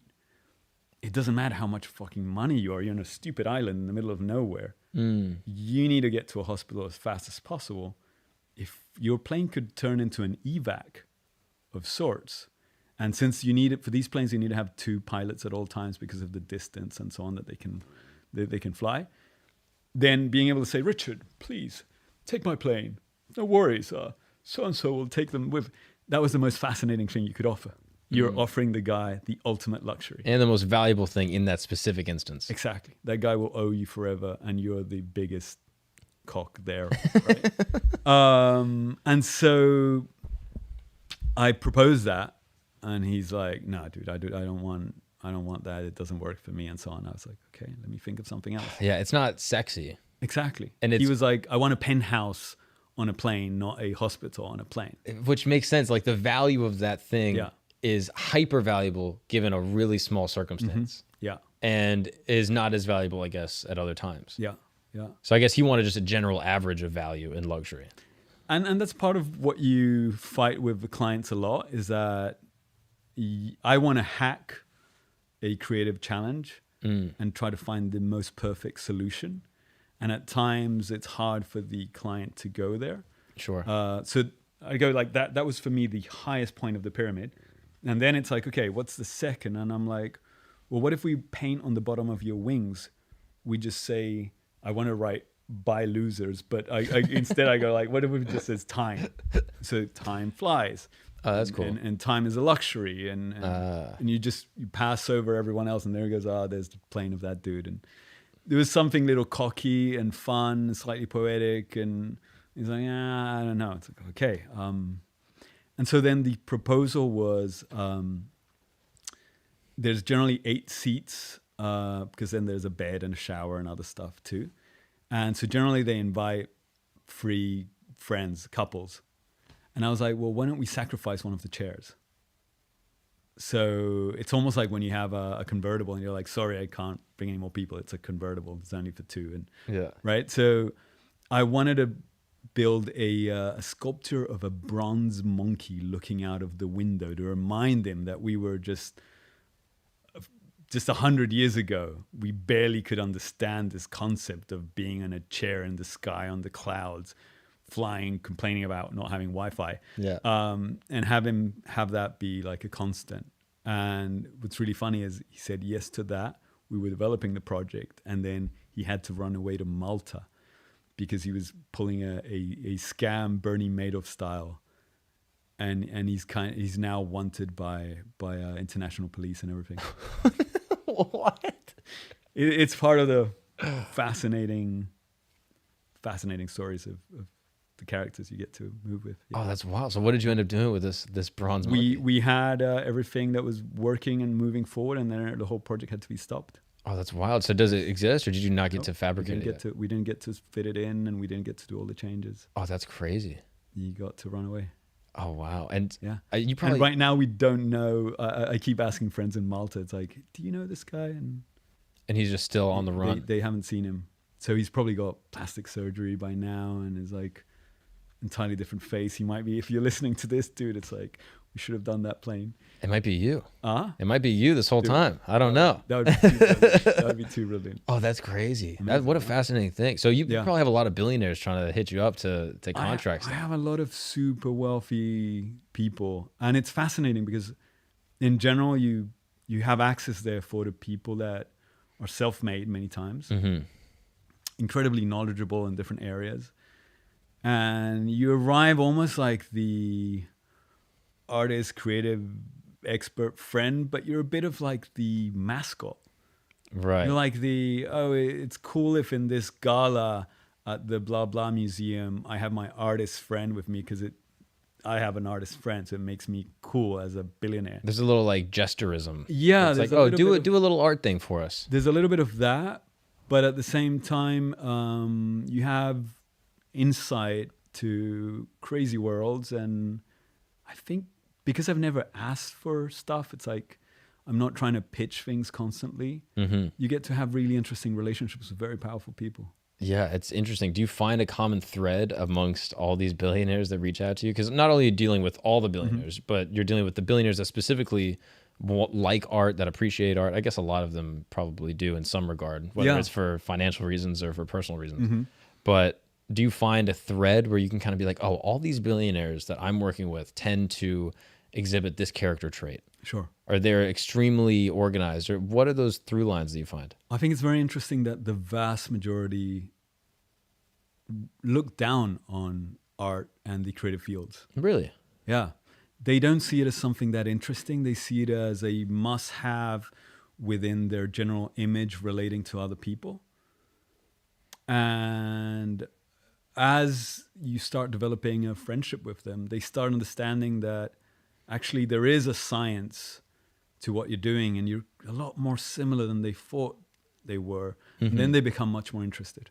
Because if you think about it, the cliche of the artist is the guy who has to go for a walk and find inspiration and then like splatters a painting red because he's feeling passionate and then cuts it in parts because his girlfriend broke up with him. Yeah, it's just all zhuzh. It's just like, yeah. Exactly. And there's so much bullshit because the vast majority of the people in the arts are selling. Think of it the following. If we could make a poll of the amount of people in the US that calls themselves an artist, and then we compared it to the amount of people that call themselves a basketball player, it's like you're either a basketball player or you play ball on the weekends. Right. Basketball players, there's only 400 and they're in the NBA. And that's it. The quantity of people calling themselves artists that are really amateur art practitioners is much, much smaller. So there's a lot of leeway for the title. I see. Right? Yeah. It's similar to, if you think of in music, everyone knows what a one-hit wonder is. Sure. And we can all recognize it, and we know that we love that song of the summer, and it's cool and fun and whatever. It ignites stuff in us. But we know it's not from the most talented musician because they're not capable of reinventing themselves again and again. Right. Yeah. I guess consistency and frequency of success. Exactly. Which would be normal and what we would expect from a soccer player, from a comedian. It's not good enough if you have one show, right? Yeah. You want to be able to put a show every 2 years or so on. Right. Right? That makes sense. Nevertheless, in the arts, generally we have an artist that comes up with one style, one set of elements, and they repeat it again and again and again, almost like a luxury brand. The fact that we're not capable of detecting it and we're not capable of asking for more, for someone that basically in the vast majority of the times is a one-hit wonder, speaks more about our lack of understanding of the arts and its potential as a culture. What's an example of an artist that has reinvented their style and found new lanes to be creative over time? There's very, very, very few. It's a really hard one. Yeah. I was once sitting down with the head of the board at the Tate Modern, the museum in London, and I go, you've seen 40 years of artists. Would you tell me which artist continues to reinvent themselves again and again, and which artist is capable of describing what they're doing? And she goes, Sebastian, give me a second. I'll think about it. Towards the end of the night, she goes, I can only think of one person who's capable of explaining with words what they're trying to do. For me, that's so telling, right? For her, it was a guy called Oliver Eliasson. But oh yeah, I've watched his. He has a Netflix episode. Yeah. Of design or abstract, I think it's called. Yeah. He does. He's Swedish or Norwegian, I think. But somewhere from Scandinavia, I think. But makes these beautiful giant installation room things. Like he made the sun with a mirrored roof. Exactly. Like just beautiful stuff. Exactly. That even just watching through on TV, I was like, I'm so impressed with this. I would love to it's almost too big to have in your home. It's like an experience you have to be a part of. Yeah.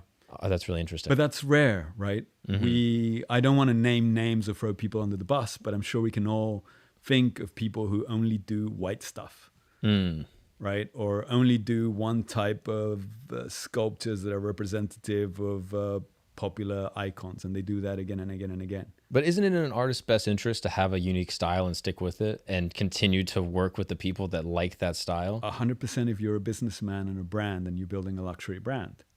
Right. I guess people that continue to diversify, collectors would be like, oh, I don't want a Jackson Pollock couch. Of course. And the Jackson Pollock couch actually almost devalues my Jackson Pollock painting because it's different and not the same. Or of course. Like that lack of consistency, wouldn't it hurt an artist? 100%. The fact that you said, when you checked my work, you were able to recognizing different works you had seen before but didn't know they were mine. Right. For me is both a problem and something I'm proud of. Right. I refuse to do the same shit again and again. I refuse to work based on aesthetics. I only work based on ideas, right? But it's the kind of thing that I think will only be valuable now with AI moving in. Because the moment AI moves in and it's like, oh, you have a style? Done. All of the works you could possibly imagine done in 10 seconds, all of them. That's stage 1 level creativity. Interesting. You're out. You're done. Right. There's nothing unique about that particular style.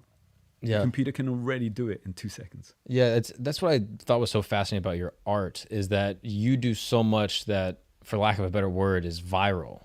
I don't know if that might be a pejorative to you, but there's a lot of your work that gets millions and millions of views and is very widely circulated. And I'm curious for you personally, do you sometimes struggle with how do I keep this accessible to everyone, but still creatively unique to where it's not like a gimmick or a novelty? Yeah. And how do you straddle that line? Well, I think it's similar to being a stand-up comedian. I hope. I know enough of comedy, right? But if you think about it, you want to make a joke that can stand the test of time. Mm-hmm. That maybe is not about a specific name of a politician or a celebrity that's currently being talked about. Right. That's maybe not about something that is happening externally, but something is about our culture.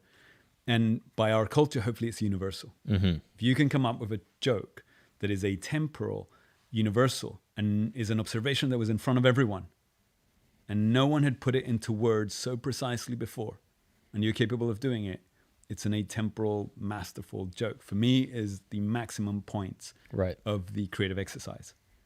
So I try to do things that were there, that were hidden right there, and no one had thought of it. So I'll give you an example. I have a soup bowl designed that the bottom of the soup bowl is slanted like a swimming pool. So one end is deeper than the other. Principle makes no sense, but if you think about it, for hundreds of years, we've tilted the soup plate to get the final spoonful. That's so clever. Why didn't I think of that? Well, that's the beauty, and that's why I'm proud of that one in particular. No one before in hundreds or thousands of years of us using soup bowls decided, you know what, we should make the bottom slanted. Soup bowl goes towards you and make a little dot so that you know which way to put it towards the person. Yeah. And then it's done. Or every door has one viewer to look through, right? But it makes no sense to have one viewer. We have two eyes. We're not fucking pirates looking right through, like, why not have binoculars? We've had binoculars forever, so have two viewers. This is a joke. No. But that's the beauty of it, is that you're just, like, for me as a comic, I wouldn't design it, but I could see someone going on stage being like, you ever notice that hotels have one... connections that you don't know if it was designed by a Brazilian or a Japanese or so on. It's just human. They were right there. They were right there, and all it needed is a little tweak. Yeah. It's not like the MMA fighter that is all scrappy. Is that one punch? Can you do that one punch knockout? That's the most skillful fighter, right? Yeah. You can do a one punch, yeah, and that's it. And so, in a weird way, that connects very nicely to AI, because right now we're connecting with the AI by writing a prompt, or we could give it a prompt verbally, and we see the visual. No one's thought of it, and I go, oh, wow, I thought of something unique. And that's the most magical moment. Sorry, What's that? We lost connection to the stream real quick. I'm going to put it back up. Okay, cool. How long you think? 3 minutes? Okay, cool. So we can take a 3-minute break? Yeah. Okay, cool. Amazing. Is that cool? Is it going well? Yeah, this is excellent. I'm having so much fun. Amazing. And we're back. Sorry for the small technical issue.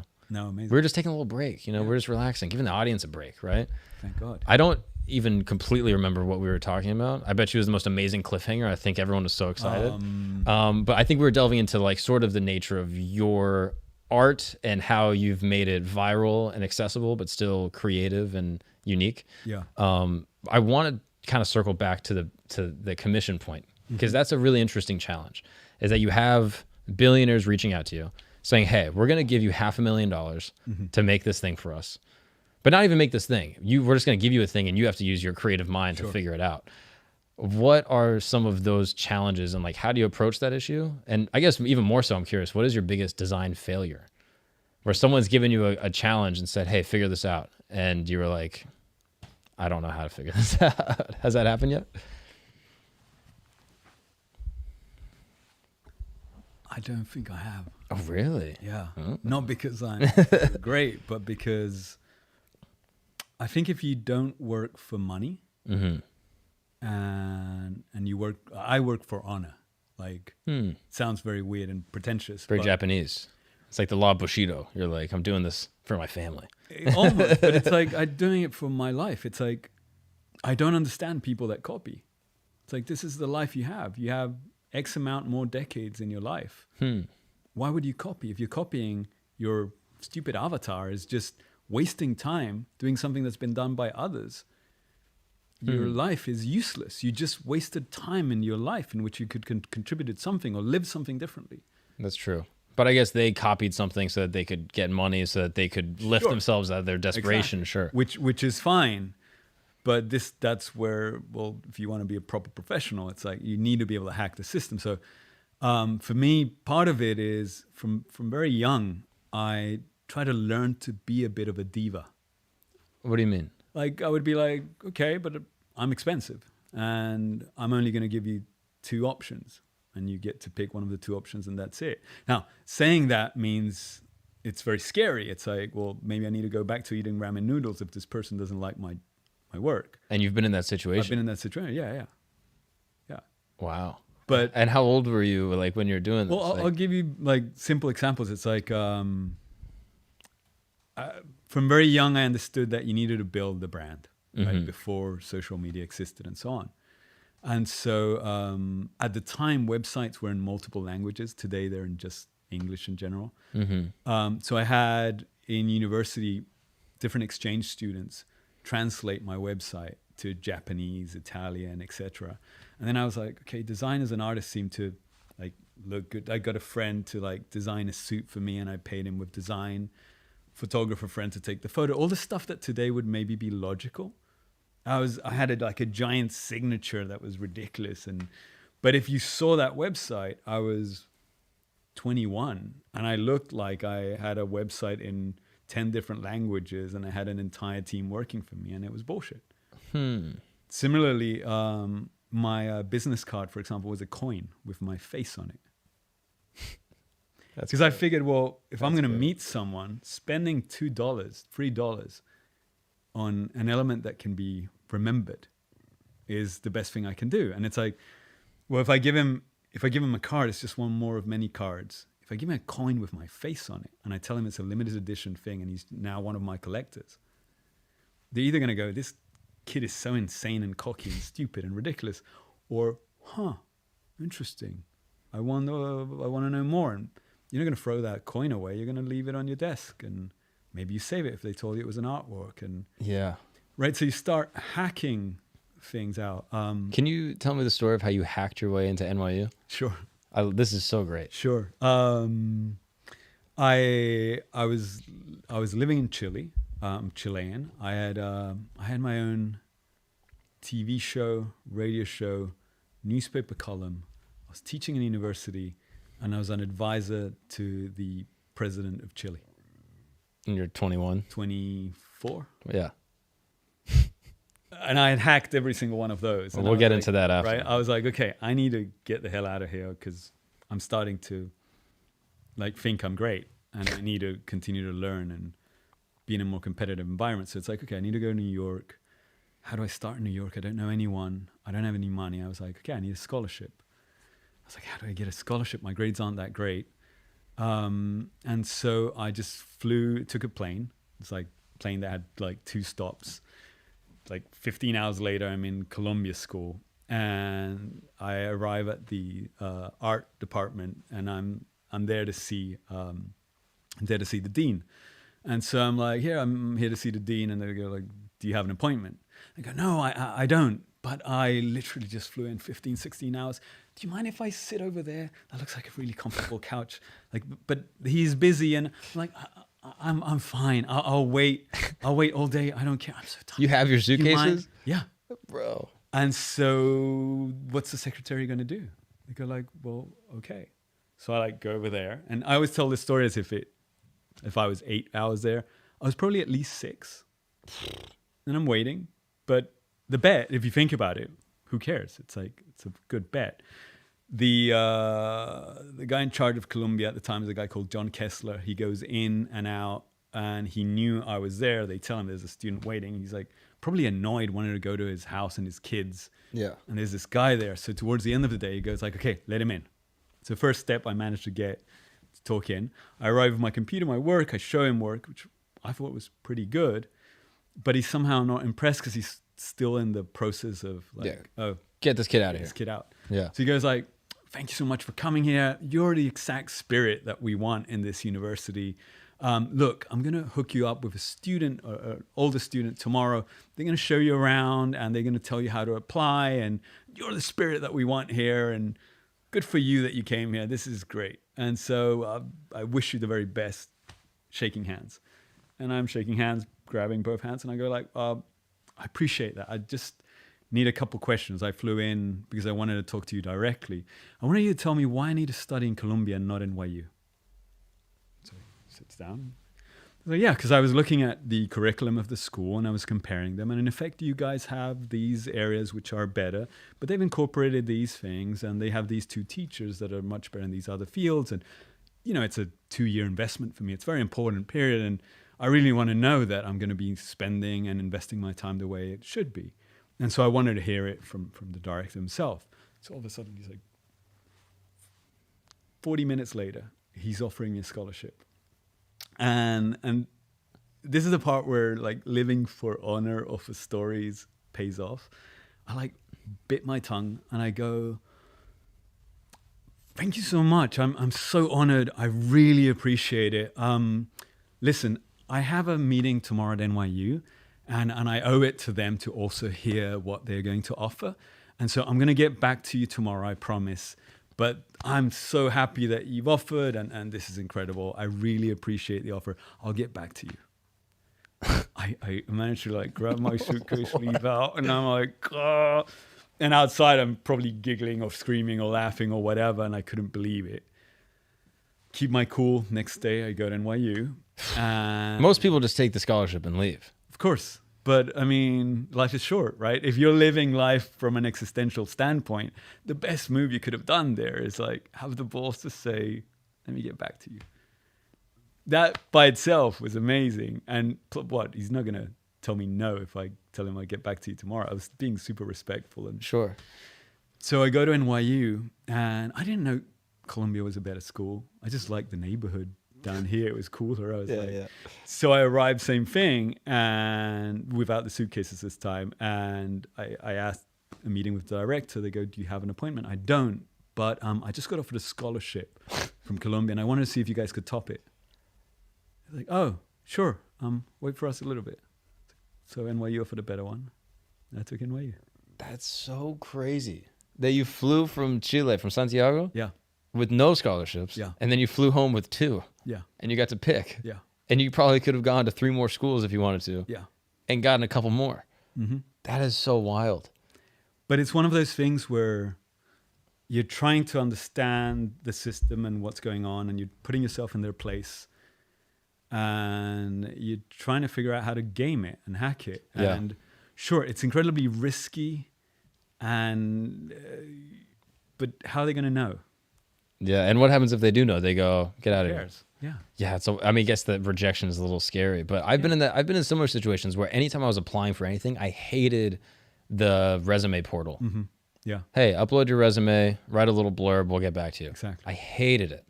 So like I would try to go on LinkedIn and search people that were like in my fraternity that worked at this company. So I wanted to like work at like the Tonight Show or something. So I like searched like NBC and then Kai Sai. Yeah.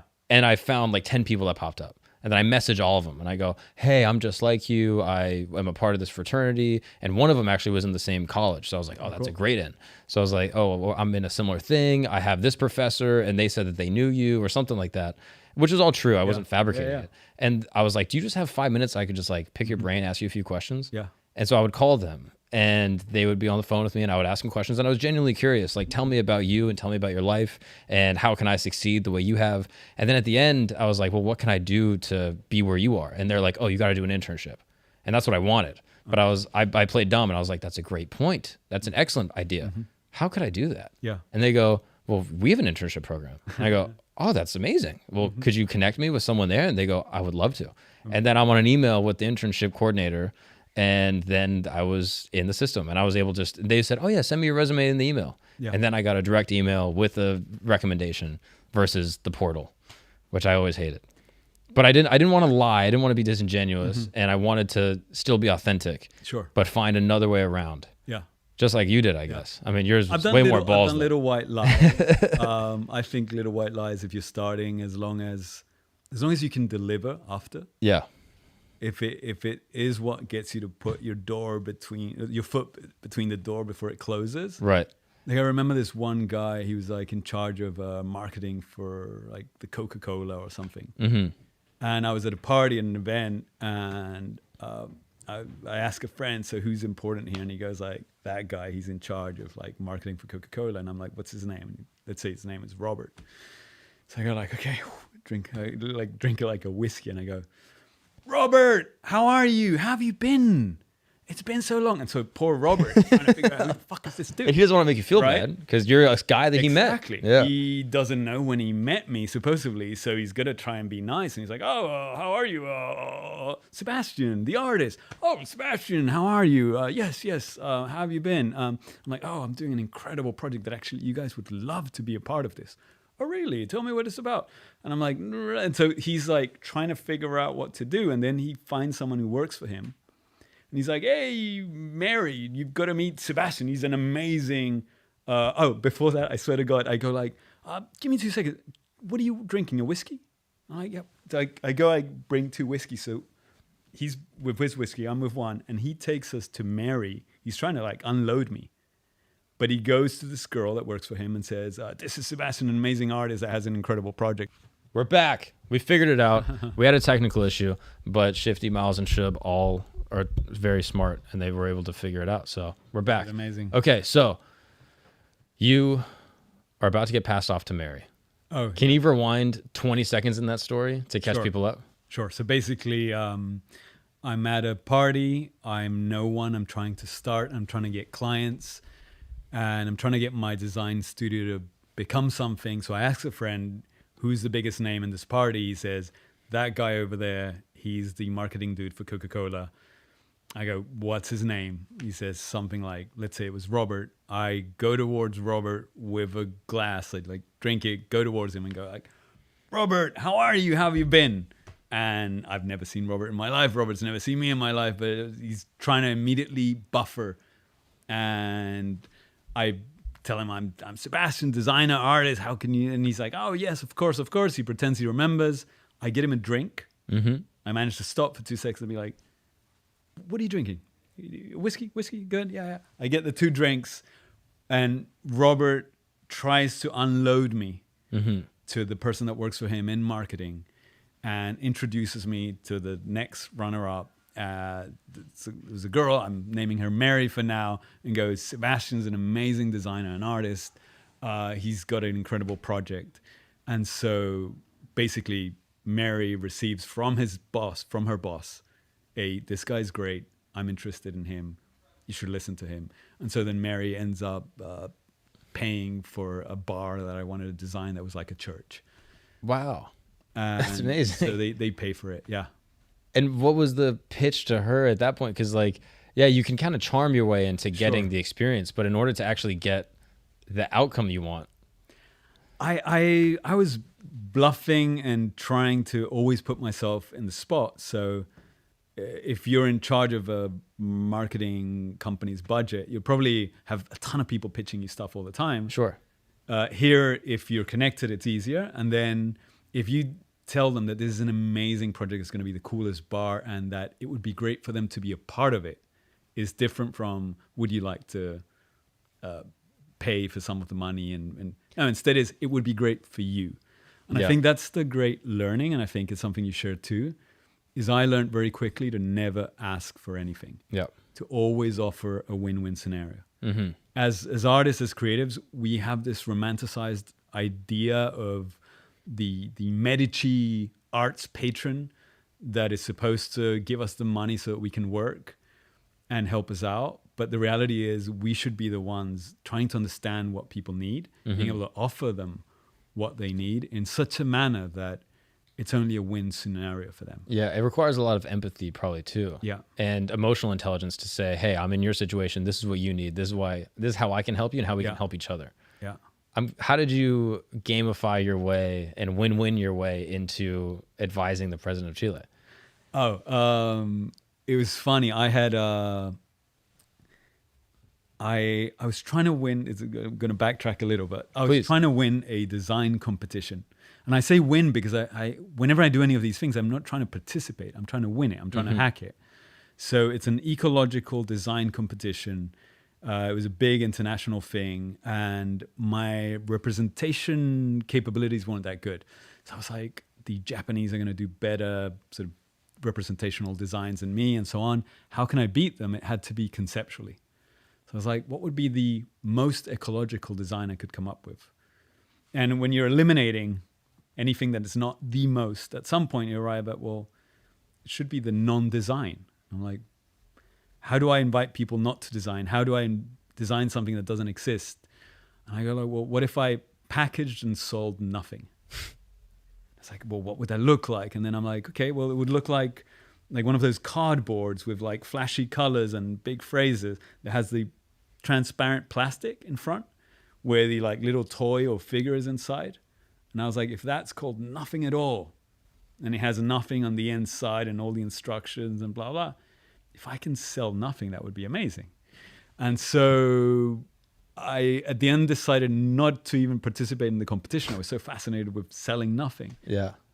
I convinced an art gallery to loan me their gallery to convert it into a little supermarket that would only sell nothing at all.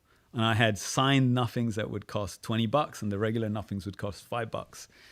And I sold enough nothings that I managed to buy my first car with nothing at all, with the sales of nothing, which was kind of fascinating and fun and so on. And so I had started to get a lot of press and interest, and a guy called Rodrigo Hinspeter, he was the sort of right hand of the guy who was going to be the president, calls me up one day. I'm driving my shitty car from the 70s. I get a call and he's like, I'm Hinspeter, do you know who I am? And I'm like, yeah. And he goes like, I was told to contact you. I'm building the team. And I don't understand. They said you were an artist. What are you? And that's one of those moments where it's like, I'm like, oh, I'm the most creative guy in Chile. That's all you need to know. You said that? I said that. But those are the beautiful little things that you're like, well, you don't believe it. That's the beautiful story. That's the one play you can do, right? I'm going to have to like back it up after or figure out how to do it. But saying that is free. It's not free though. Well, it takes balls. It's a loan. You got to pay for it later. 100%.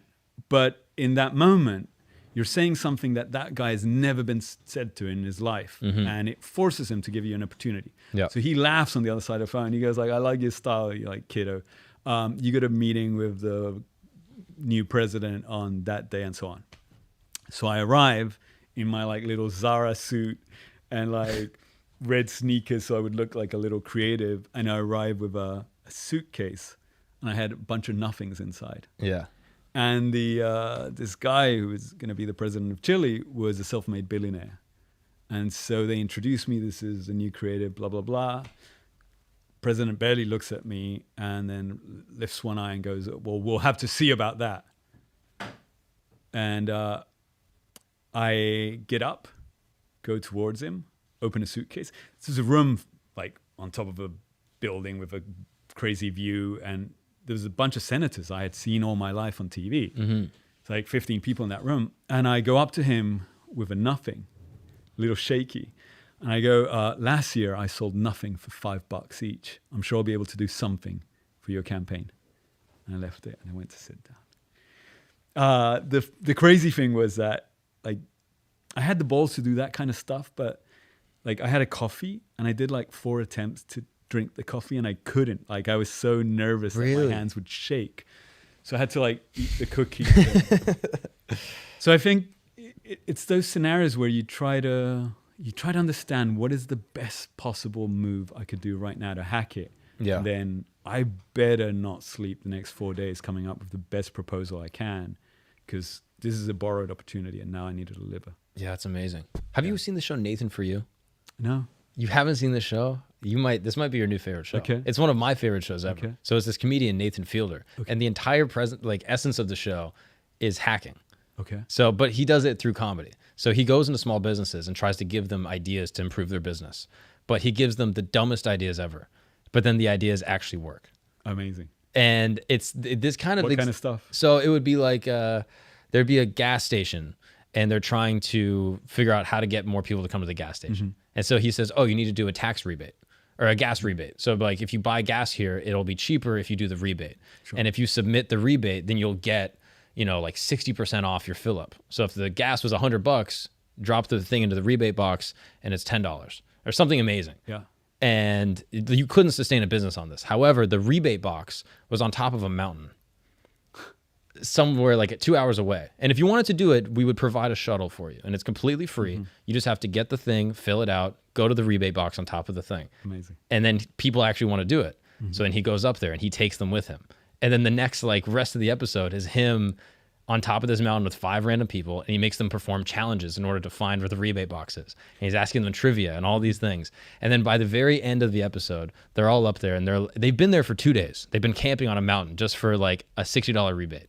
And they're up there and they're like, there's no rebate box. And he goes, there isn't a rebate box. Amazing. And then he goes, but we've all become friends and we've shared really important emotional stories. We've all come together. And they go, yeah, we have. And he said, we came up here as strangers. Let's walk down as friends. And they all walk down, and the final shot is them walking down, and it pans over and zooms in on the rebate box. And that's the end of the episode. Beautiful. But it's just amazing. It's just like fun little like silly hacks that actually work. Yeah. And they're not really practical because you can't do them forever. But for the show, it's amazing. And I think you would like it because it's just little like electronics store that does, Best Buy does a price match. Okay. So we're going to do an electronics store that sells $1 TVs. And then we're going to go to Best Buy and say, hey, this electronics store sells $1 TVs. Sure. And then we're going to buy up all their back stock, and then we're going to sell their TVs at a $500, increase or whatever. It's just little things like that. But I feel like you'd like the show. It's in the spirit I'm gonna take it. of life hacking. Yeah. And I feel like you've dedicated your whole life to life hacking. And I've done a lot of the same thing, not to the same degree, but it's really interesting how, I guess I'm curious, like why did you fall into this? And how do you continue to hack life even though it becomes really scary? Sure. I remember 2 books as kids that were very important. There were several things that contributed to this, but for some reason, I got handed a book of saints, 40 saints for boys. And there's a bunch of people that all died horrific deaths. Skinned alive, boiled to death. Crucified upside down. Like it was. I did the same thing. And my mom was like, don't you want to be a saint? I was like, no. But I thought it was cool Yeah. to die for something. Yes. So I liked that aspect. And then I remember I read a book by a guy called Roald Dahl. That is a guy from Charlie and the Chocolate Factory and Matilda and a ton of other things. And there's a book called Boy that is basically a story of his own childhood. And so I remember as a kid, I was probably 5 or 6, reading the book written by a guy when he was 5 or 6. And I understood it as that. I understood, oh, this is a book written by a guy remembering what I'm living now. I'm supposed to live life like one day when I'm old, I'm going to write the book. That's how you live life. And from then on, I had those elements in mind. So it's like, well, I mean, life is short, time is ticking. You're collecting stories, you're collecting experiences, and it makes no sense to be scared. It makes no sense to, like, if you're going to die, you're going to die. If it's going to be horrendous, it's going to be horrendous. If you're going to suffer, you're going to suffer. Yeah. But the only glory is in going all in every single time. So you literally live the narrative version of your life. 100%. And you think, and it's not, I guess, not about being scared. It's a famous quote, like, courage isn't about not being scared. It's about being scared and persevering. Exactly. And you finding those moments and saying like, oh, what would the narrative Sebastian do? Yeah. If I was writing this, he would be in the situation, he'd be scared, but he would say something clever. What's something clever I can say? There was a period from probably age 12 to like 22, about 10 years. I don't know why I used to take a shower at night instead of in the morning. And I would make myself a little ball under the water, and I would try to relive the entire day. Like from the moment I got up, breakfast, took the bus to school, etc., and so on. And I wanted to be conscious of the day. And then there's always a question, was I brave today? Mm-hmm. Every single day I was brave that day. I stood up to the teacher. I got punched in the face because I told the biggest dude in school that he could go fuck himself, et cetera, et cetera. But I never chickened out. Were you timid as a kid? I was. But for me, again, because it was for honor, because it's all you have at the end of the day. All you have is your character is you. Did you stand up or not? Did you risk it or not? And so in a weird way, you learn to be brave. You learn to think of the macro. I remember seeing on TV, the commencement speech Steve Jobs gave, where he's talking about the freedom he received from understanding that he could potentially die. He had been diagnosed with cancer, and at the time he thought he beat it. Which is funny to think because we all could potentially die. Exactly. We're all in the same position, just not as immediate. And just not as aware. Yeah.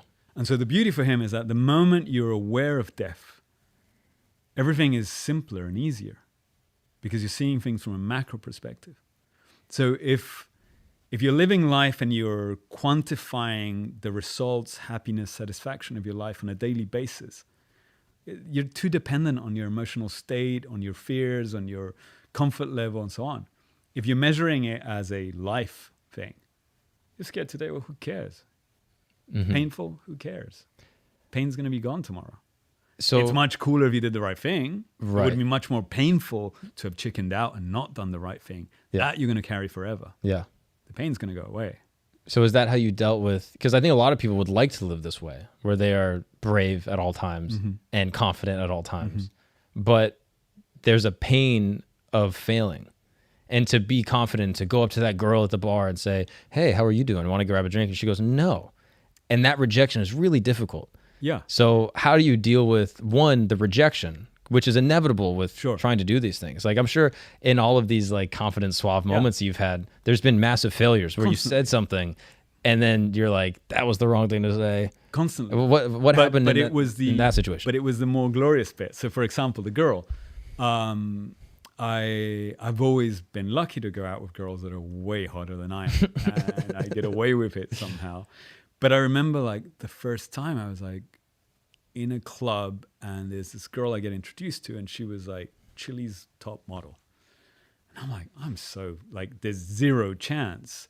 I had a cast on my foot because I don't know, something had happened to me. And so I'm like, I'm going to play the cast and I'm going to be like the funnest dude on a cast. And somehow I managed to get the girl to pay attention to me and whatever. I managed to be the most entertaining and charming I could the entire night. Nice. And then when the moment comes where I'm supposed to ask for her phone, I stopped the cab. At the time there was an Uber. I stopped the cab, I place her in, and I tap the top of the car like you would tap the helicopter and go like, let's go. And I'm like, off you go. Was great meeting you, goodbye.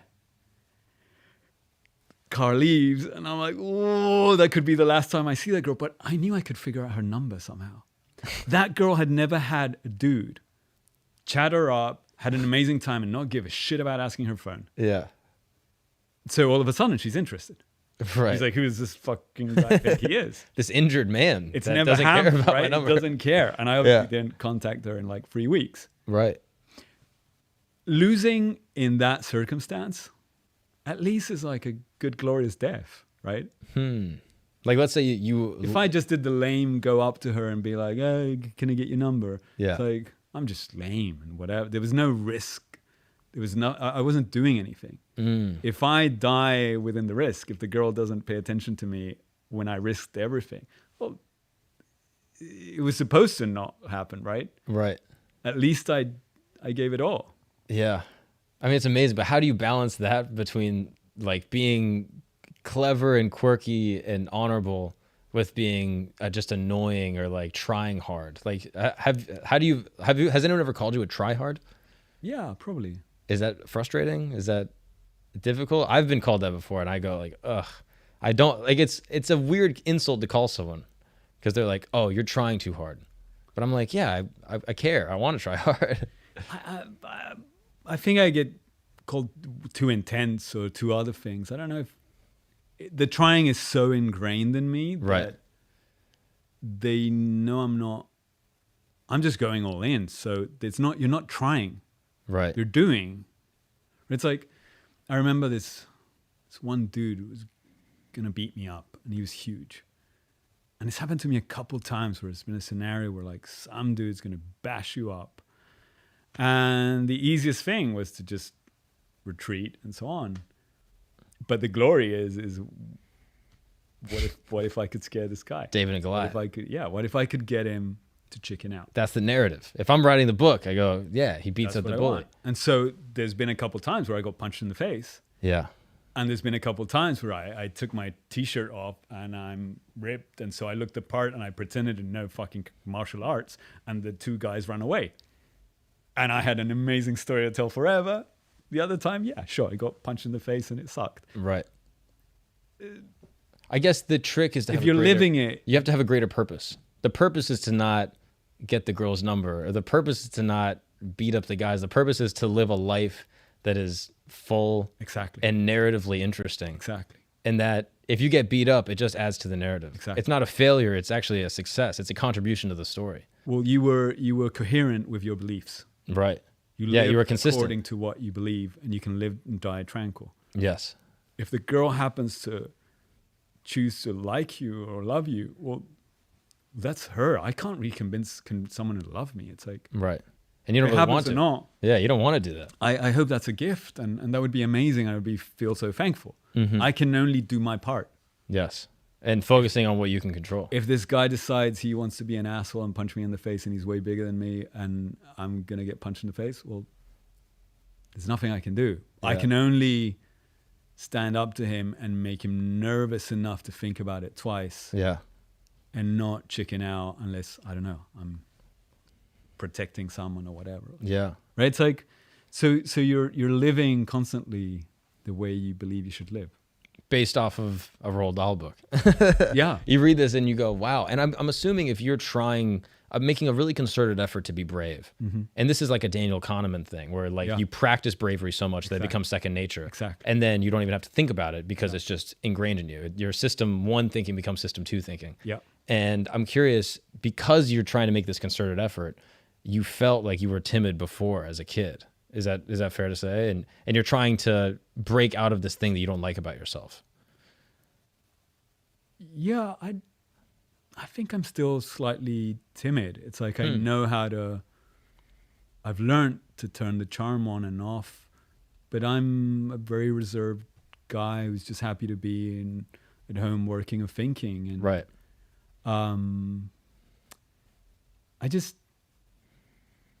just really honestly want to know that I lived by my highest standards. Because I think at the end of the day in life, all you can do is be as conscious as you can as possible. And then if you're that conscious and aware and understanding as much as possible, then you're going to see good things and bad things. And you're going to know what's the right thing to do or think that's the right thing to do. And then you just need to have the balls to do it. Right. So it's consciousness and courage. And if you fuck up, then you need to have the courage and the consciousness to fix it and to admit that you were wrong and to change. Yeah. But living that way for me is the way that makes the most sense to live. Now, that cleans everything up. It simplifies everything. Yeah, it makes it very simple. But couldn't I sit there and just be like, oh yeah, but when I was growing up, I didn't have the opportunity that you had, and I couldn't fly to New York, and I have to work this job, and I'm so confined by these external circumstances. I don't have the pleasure, the privilege to live life by my own accord. Yeah, but my parents were teachers. I had no money. All of my clothes growing up as a kid were secondhand clothes. My toys were all secondhand and bought from flea markets. I was figuring out how to hack everything. Right. The only way I managed to... The first time I ever made works, I didn't have the money to make the pieces. So I went to my richest friend and I go, these are the designs I want to make. If you can pay for the fabrication, they're yours. You're just going to let me photograph them and present them to a couple of competitions. And so for that friend, it's like, well, my friend is super intense and kind of talented. He might do well in the future. He's just asking me to pay, and he's going to present me all of the receipts. And I'm just paying for the production. He's not getting a single bit out of it. And he gets it at cost. He gets it at cost. Plus, I get to show it, and it gets to be published and so on. So it immediately goes up in value. So that's how I managed to get works made. You I hacked had no it. money. You hacked it. I hacked it. Right. And then once that was working, I go back to him and I go like, well, the deal's changed now. Yeah. Like, I'm getting a little bit of traction. I have a little bit of name and publications. Now we go, you pay for the production, and then we own it 50-50. That's pretty good. Right? If I can't sell it, you can buy my half, or I can buy your half. And then we can renew this contract 2 years from now. Does that sound like a deal? It's like, okay. Pretty good. Do it. Right? So it was always like that. The trip to the university, I had to save money like that for crazy. Right. And it was like 2 stops, the cheapest flight I could take. I had a studio in Williamsburg, right out of school, right out of NYU. And so... that was a bit of a rough area probably at the time, right? No. We were nice. in Williamsburg before it was Williamsburg, or before it was a big deal. And right. So basically it was like, okay, we need to hack the studio now. Okay. I had 10 friends from school. And I was like, okay, none of us has any money. We all have like $5K in a bank account. We're all going to go together to everyone's bank. And everyone is going to take out their money. And then we're going to go one by one to each one's bank. We're going to make the entire deposit, get a bank statement that we now have 50K in the bank, and then take all the money out and give it back to everyone. And we were all super nervous because we're giving the only money we have to our friends. And so we're all waiting outside the bank. Like, if this guy runs away with my money, I'm going to kill him. We managed to get everyone to have their bank statements seem like we had enough money. And then we rented out a club between all of us. Former club. It was on North 13th and Wythe. Yeah. And we didn't have it. That was like amazing location. The best we could do to get some collectors to come and see us. But then we still needed to double the square footage. So we built an illegal second floor in the entire thing. So we could double the square footage and have a bigger studio and not have to be incredibly far away. And at the time, I go like, okay, we're doing all that, but I want double height for mine. So I'll take a loan so I can pay for double height. A loan again, just... But that way I could have people come into my studio right. and see work in a context that looked very professional. Yes. All of a sudden, the work looked more impressive and people could give me that opportunity that I was always trying to get, right? To now see the work in a context that made sense. The problem was...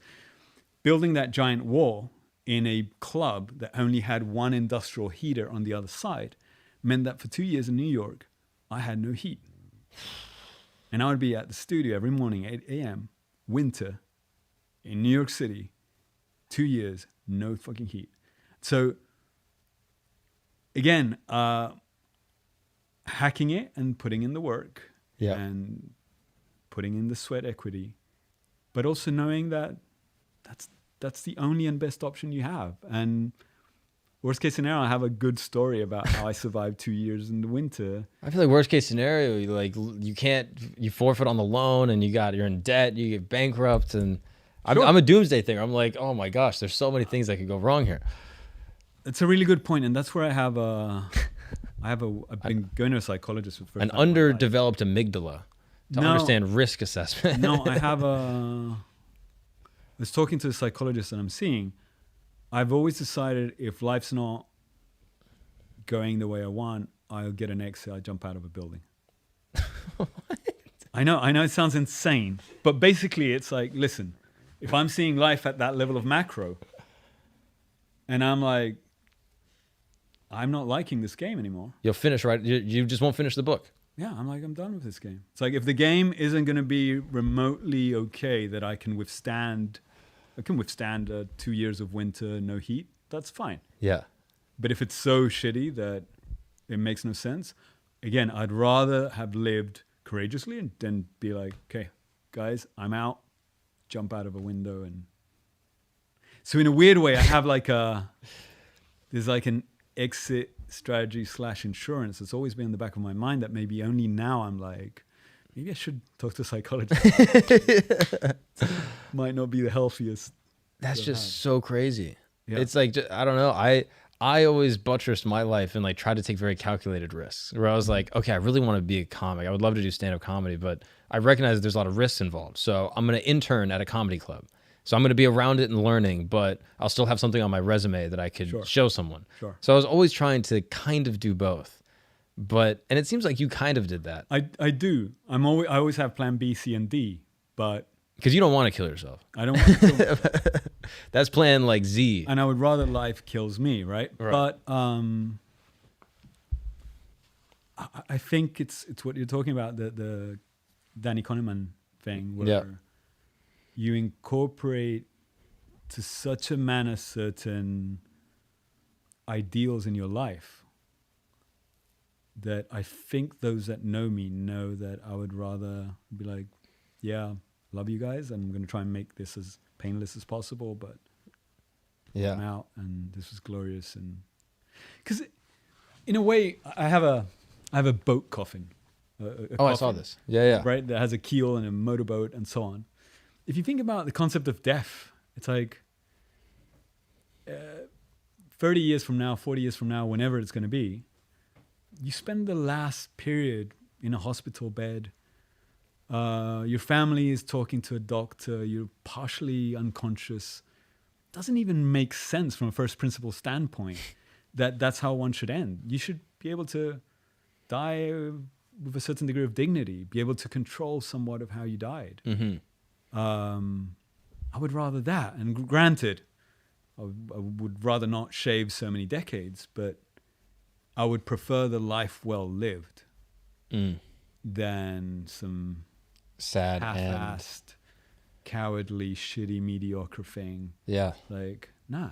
How often, because I think about death a lot. I'm weirdly, like, morbidly fascinated with it. Yeah. And part of me wonders if being raised Catholic really contributes to that, is that you're told your whole life, hey, this is temporary. You're on earth for a short amount of time, but eternity exists. Yeah. And this is just one little line on the scale of eternity. Yeah. So just recognize you're going to die. And everyone you know is going to die, and it's going to happen relatively soon. And I think having that as a child for me really made me kind of constantly look at the time, and the clock is ticking. And I'm like, I got to keep it moving. I got to keep on going. And time is a major motivator for me. Yeah. I'm curious, is death that same thing? 100%, 1,000,000%. Yeah. I was lucky or unlucky that my grandfather had diabetes type 1 from very young age. It tends to be inherited, and my uncle had the same. At the time, if you had diabetes, you could die of it easily if you didn't look after yourself, insulin and all those issues. And my uncle, who was the artist of the family, had seen my grandfather look after himself and live such a regimented life that he was like, I'm not living that life when he got diagnosed with the same thing. I'd rather live 2 years my way and die if necessary. Wild. And he dies a year and a half after that. For the whole family was traumatic. And I'm born slightly after. I'm like the artist of the family. And my grandparents would tell me I looked like this guy, and they would sometimes even call me accidentally by the name of my dead uncle. So in a weird way, from very, very, very young, I was very clear that life was short. My mother remembers at age 5, 4, I hated birthdays. I didn't understand why people celebrated birthdays. It's like, why do they celebrate? They have a year less to live. It makes no sense. It's like, it would drive me insane that people would celebrate they were closer to death. Yeah. And so in a weird way, it was either a gift or not, but I think we're fortunate to have that understanding of death. Yeah, I wonder generationally if we're removed from it. Because back in the day, maybe even like 150 years ago, you were confronted with death all the time. And you were confronted with birth also. Yeah. You had a lot of siblings that all got born in quick succession, and you also knew a lot of people that died. Yeah. In my life, I know very few people that have died. I'm 26. Sure. And I've experienced it very, very few times. And it hasn't been extremely emotionally traumatic. Either I was too young or there was too much emotional distance. And I wonder if being confronted with the life cycle of our existence is beneficial to succeeding in your personal life. Yeah. Because you're seeing people die. Like back in the day, you probably saw a lot of dead bodies. I've never seen a dead body. I saw my grandfather's body, and I was the only grandson allowed to carry a coffin with the adults. I saw my grandfather's body too. Yeah. Yeah. And you got to carry it. You were given... I got to carry. And I used to shave him before he passed away. I used to help him get dressed. Oh, wow. Shave. So you were really close. Yeah. And so the whole... my mother died this year. And it was... I never would have thought I would feel so proud. so thankful. She got diagnosed one of these cancers that she literally get a call in March, and she's like, bad news. And I'm like, the dogs are sick, or is grandma something happened? It's like, no, got a cancer, apparently got 2 months to live. It's like full-blown movie scene. I immediately flew down. I've been a workaholic all my life. I'm like so thankful to spend some time with her and have amazing conversations and holding hands and like looking at the ceiling. And she picked her own coffin. She reserved the church she wanted. She called up the priest to ask for the church. She told the priest she didn't want him to talk, that she wanted her friends to talk. She called her friends up, told them, these are the 4 things I've lived by. I want you guys to each talk about these 4 things. What were the 4 things? She cared about those who didn't have a voice. She cared about the children and the innocent. She cared about making up your own, like not following whatever everyone did, but thinking basically from first principles and deciding for yourself. And the 4th is the love of life. Yeah. It's everything very quick and intense, and she didn't want one of those nurses that looks after you when the doctor said there's nothing left. So it was with 4 brothers. It was the 4 boys, like giving her morphine and other shit and so on. And towards the end, she goes, Sebastian, I want to leave the church with my feet moving happily inside the coffin, and I want people to finish my funeral in a good mood and invigorated. What music do I like? I go like, I don't know, Mom. Like, you like Elvis? Like, Elvis, yeah. I want Elvis to be played when the coffin comes out. I'm like, okay, Mom, I'll do it. And so I closed the ceremony. I told everyone to go get a fucking medical check and make sure they were okay. And then we all, the brothers and my dad, we all grabbed the coffin and we passed a boombox to a dude, and Suspicious Mind starts blasting as she goes out. I was like, fuck, like this is the way to die. This is dying with courage and honor and symbolism, and I'm so freaking proud. And like, couldn't be more proud and more grateful. And so shit like that is like, yeah, that's a confirmation that this is the way to live, and that's the way you die. Has it made you reflect on how you want to die? Do you have your song? I don't have a song yet. I need to figure it out. I had a whole bunch of sketches where I wanted my coffin to be catapulted while like an orchestra played classical music into a giant hole that would then be covered by bulldozers. I thought that would be funny as hell. It's like, if you only die once, you might as well die with style. I think it's a little too pompous, too showy, but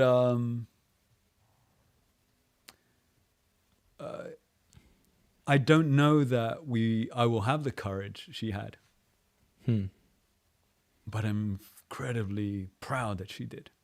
Yes. And that's how I want to go down too. Yeah.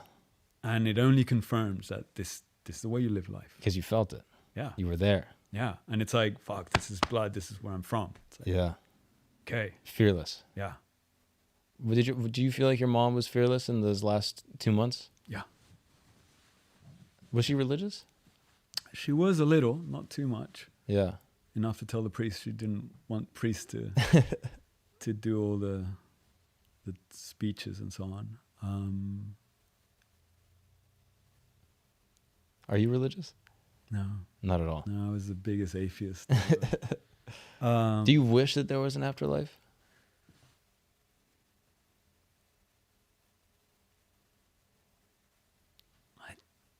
I like the idea of, again, if there is, there is. I'll appear in the master AI or the kid in charge of the simulation, or Muhammad or God or whatever will hopefully be like, well done, dude. Like, that's pretty good. That was pretty entertaining there, and you did well.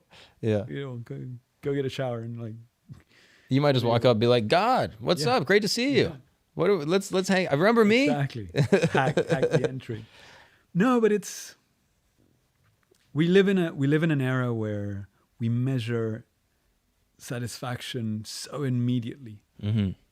And we have such little tolerance to pain and to frustration, and that if we could just enhance the measuring tool with which we measure what we're doing, that's all it takes. Mm-hmm. Suddenly everything is easier.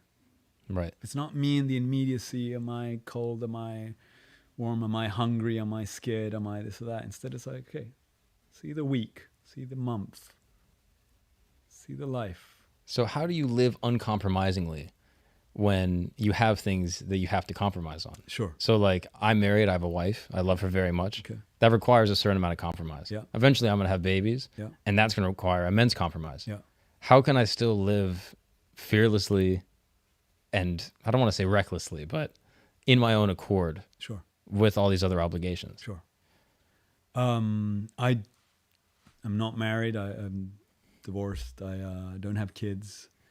So it's obviously easier for me. But I have a team, and my team has been dependent from me forever. Mm-hmm. I always had rules. Like, I'll keep 3 to 4 months of money in the bank. That's it. Everything else gets risked. So if the next 3 or 4 months I don't sell a thing, they're covered. But after that, and so I keep certain levels of insurance in that sense, which obviously didn't exist before. Obviously, before it was other things. Right. As you become responsible for others, I think that's what you do. So maybe you need to do some really great jobs, and you create a fund where you prepay your kids' insurance and education. And now everything goes to risk. Yeah. Do you have another risk you're taking right now? Like, you've amassed a lot of success and wealth and connections. Mm-hmm. Are you working on something now that you're like, oh, I got to continue to level up this risk, or else I'll get complacent and become, this hoity-toity artist that I never wanted to be? Yeah. I think writing a book, I'm trying to build a platform, digital platform for creators to sell their intellectual property. Can't say much more, but sure. I'm trying to give that a go, and which is an area in which I have no expertise. Mm-hmm. But it's because I'm trying to build for others. The point of a book is to try and help others. It's like, my career is already set and going. Yeah. I'll continue selling for more, and I'll continue having more and more interesting projects and so on. I want to now help others be as free as possible to create, be as efficient as possible. Yeah. I want to help hack the system for the rest now. Yeah. So that's the new challenge, and that's where that's the difficulty. Yeah. The freedom component is so interesting. I've been thinking about that so much. This conversation is really hitting me in a weird time in my life, because I lived for so long for stability. Yeah.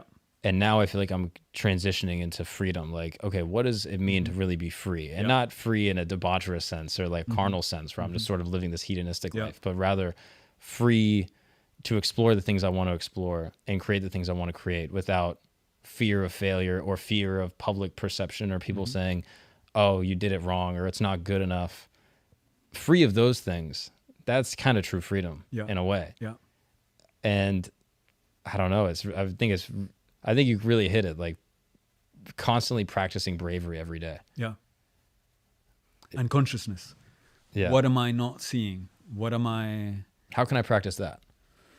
I ask for criticism constantly, and I think I'm one of the best at what I do, but I also know I fuck up every single day on something, and I hate myself for it. And I work hard to try and tweak myself. And so I'm trying to learn from anyone and everyone.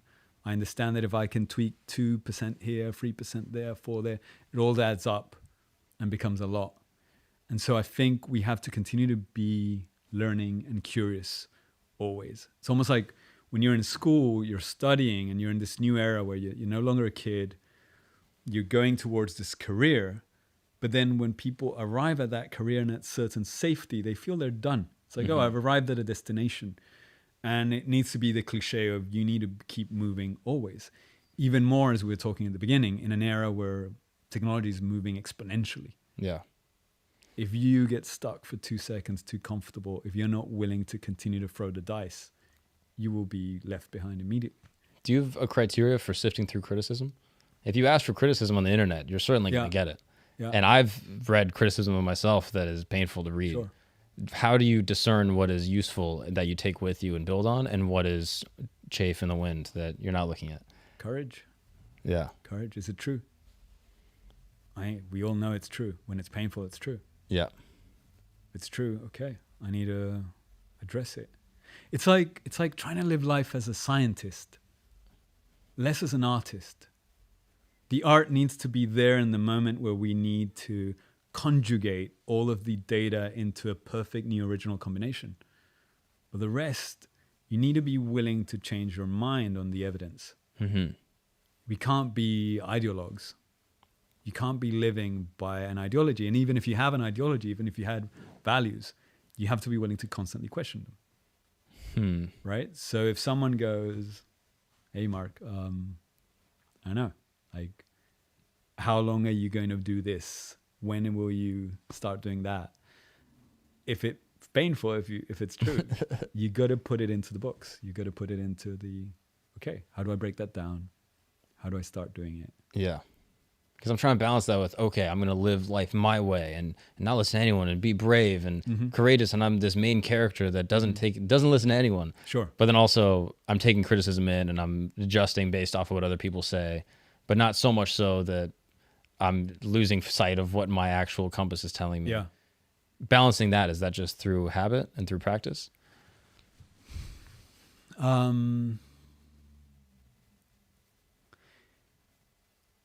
When I was a kid, it was like, okay, what artist do I want to be like? And so you check all of the artists and all of the creatives. And I was thinking, if you could get a room of experts, the best experts within the arts in the world, you put them in a room, you closed up that with a lock. You said, you guys can't get out of here until you decide who's the best artist in history. They could throw out names. Some young person might think it's Damon Hirst. Someone might think it's Koons. Someone might think it's Warhol, it's Picasso. And they'll go down the ages.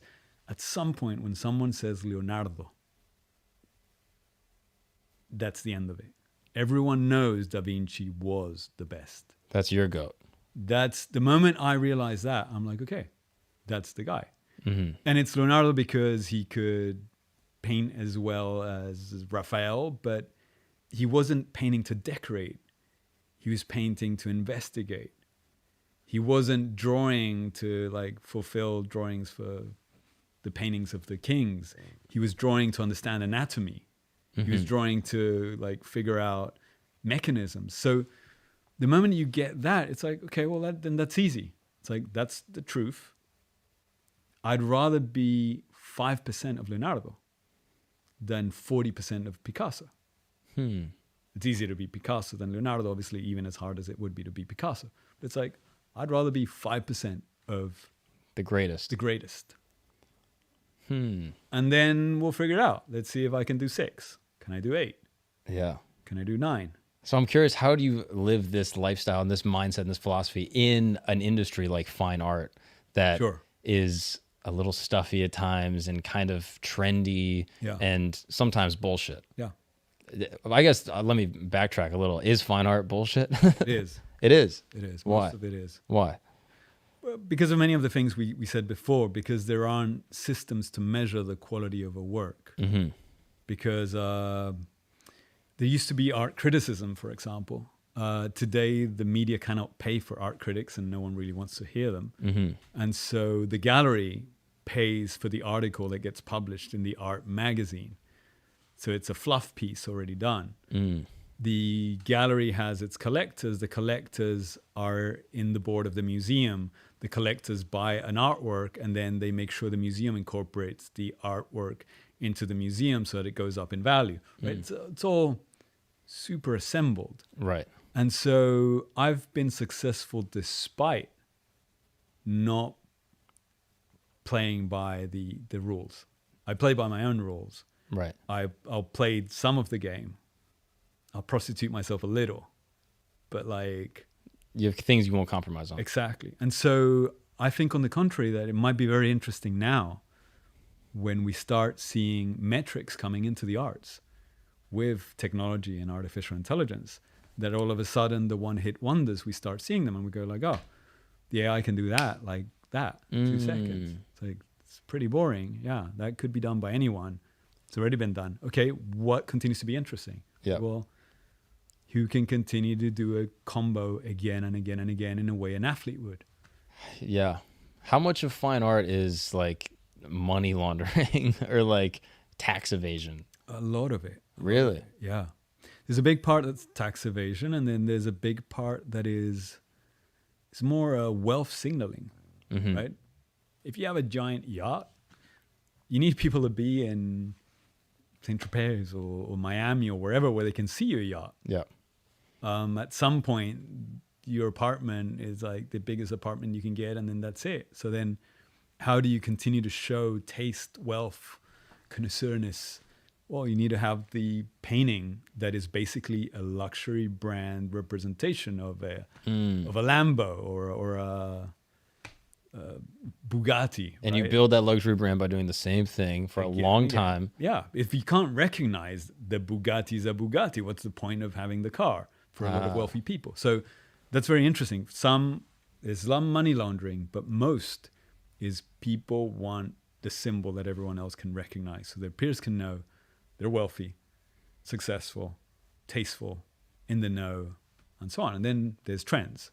So there'd be different trends of the type of art you need to have, and so on. Have you ever heard the idea that, I don't know, it might be declassified, I don't know if it's a fact or not, but that the CIA used modern art in like during the Cold War as like basically a psyop against the Soviet Union? Have you ever heard this? This is an interesting article. You could look it up. But basically, like modern art, psyop, CIA.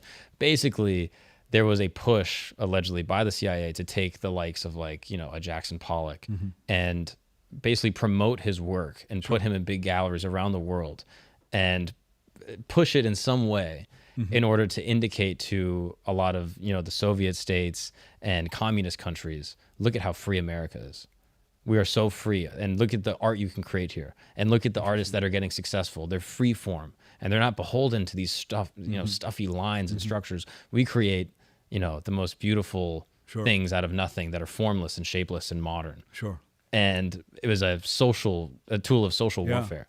I think it's so interesting. It could make sense. I mean, there's a lot of soft power welded by countries as part of their push, and so the Emirates partially subsidizes their the planes, so that you have a much more amazing experience than in another one, because for them it's talking about their brand. Interesting. Right? So that flight with the shower in it and the whole deal should probably a part of it that is subsidized. Should cost $60,000, but it only costs $15,000.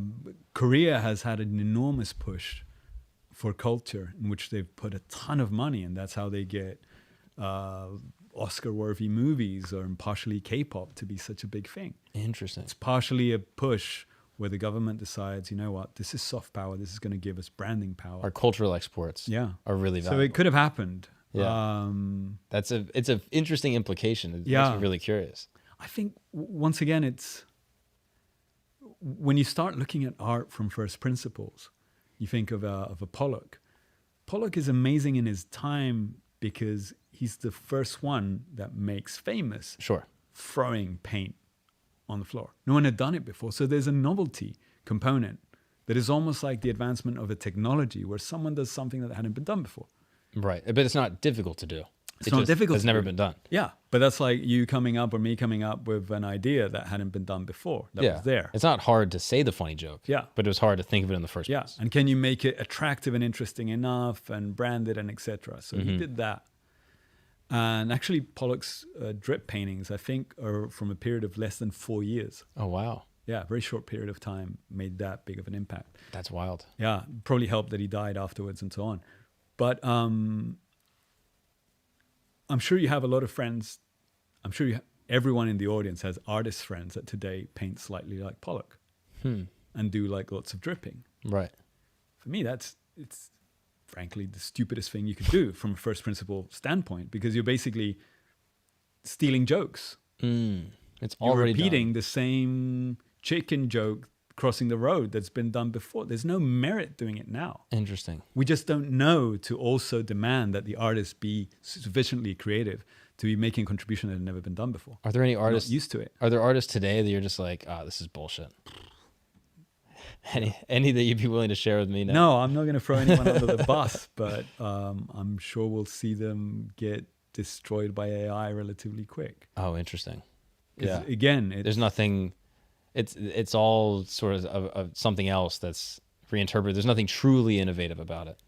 we could go two ways. When we see an artist that has a very distinct style and body of work and a certain repetitive forms, materials, subject matters, shapes, sizes, etc., we go, okay, is this person either incredibly obsessive and completely fascinated by that, or did they come up with an idea that made sense, was lucky, was successful, and now they're sticking to that because they're too afraid to risk it again? And generally it's the second, because even if that person was the most obsessive and amazing, how long do you give them to continue to evolve? Would you want to be friends with a dude that only does white shit and that's all he talks about? Yeah. I don't have time for an idiot that only does white things. It also might be you're lying. disingenuous. Yeah. Bullshit. You're lying. You You're an want to idiot. do other stuff. Get out of here. Like, I don't want to talk to you. Interesting. You're so full of shit. And not only that, you're contaminating new, younger artists that are coming up. That think that this is the way That you have think to do that's it. the way to do it.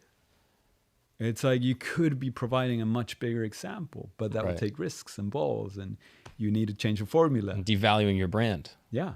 But then how are you going to be better if you don't take the risk? Right. How are you going to improve if you don't want to check if you can? Oh, that's so fascinating.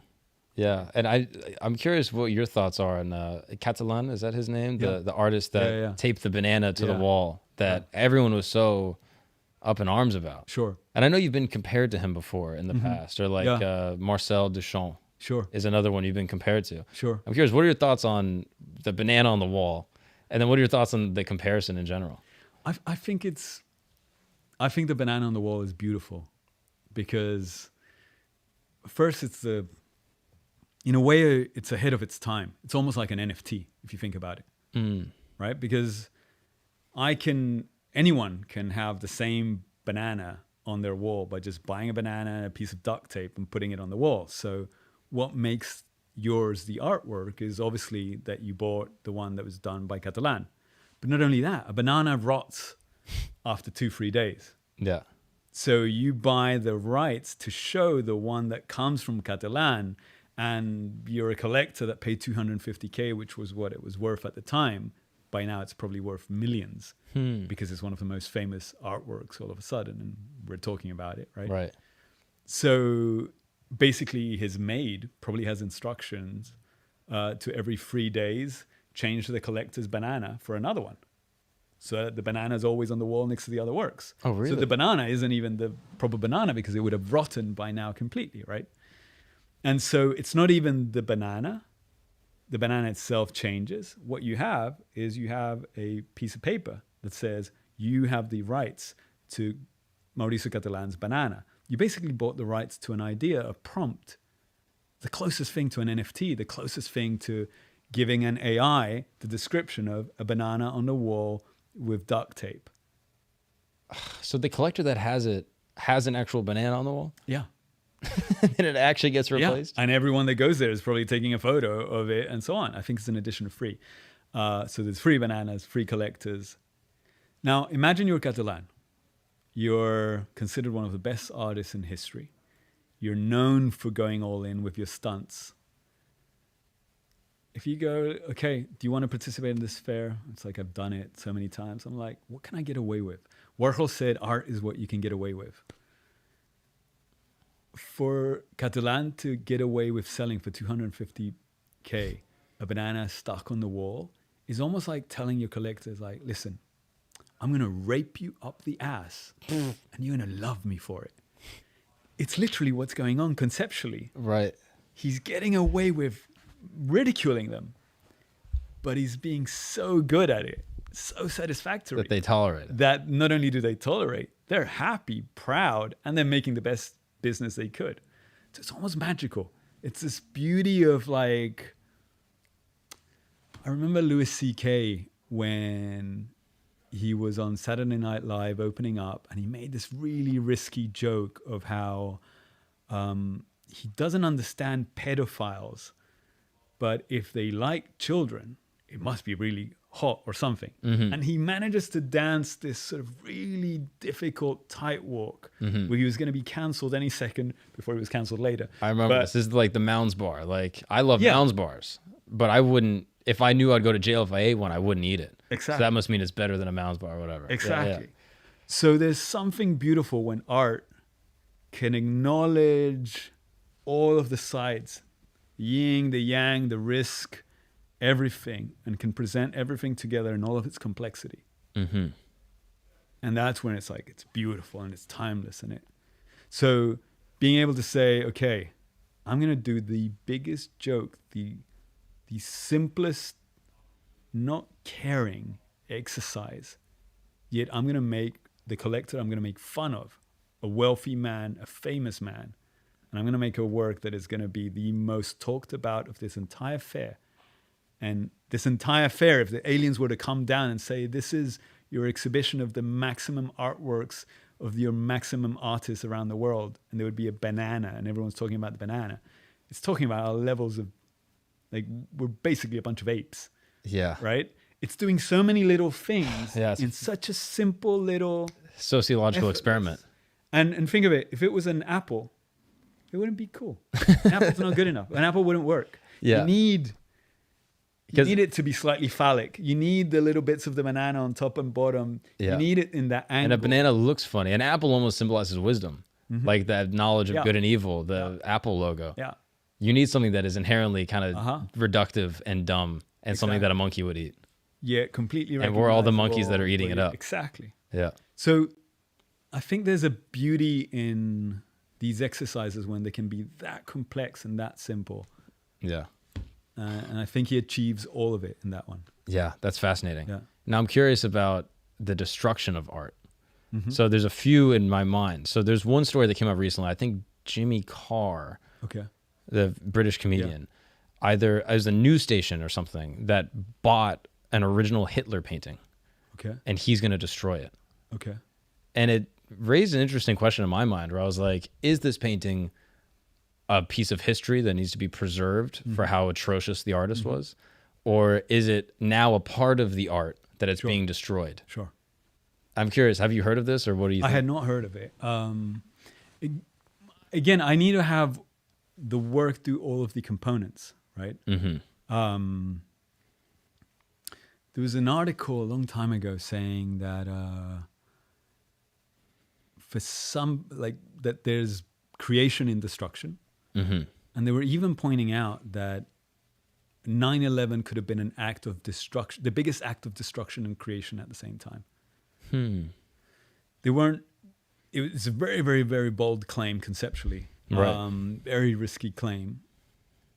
I think, obviously, in that case, for me, it just doesn't apply under no circumstance due to all the people that the tragedy it meant. But if you can make a transformation in society that is as big or more than the destruction, there could be creation, right? Right.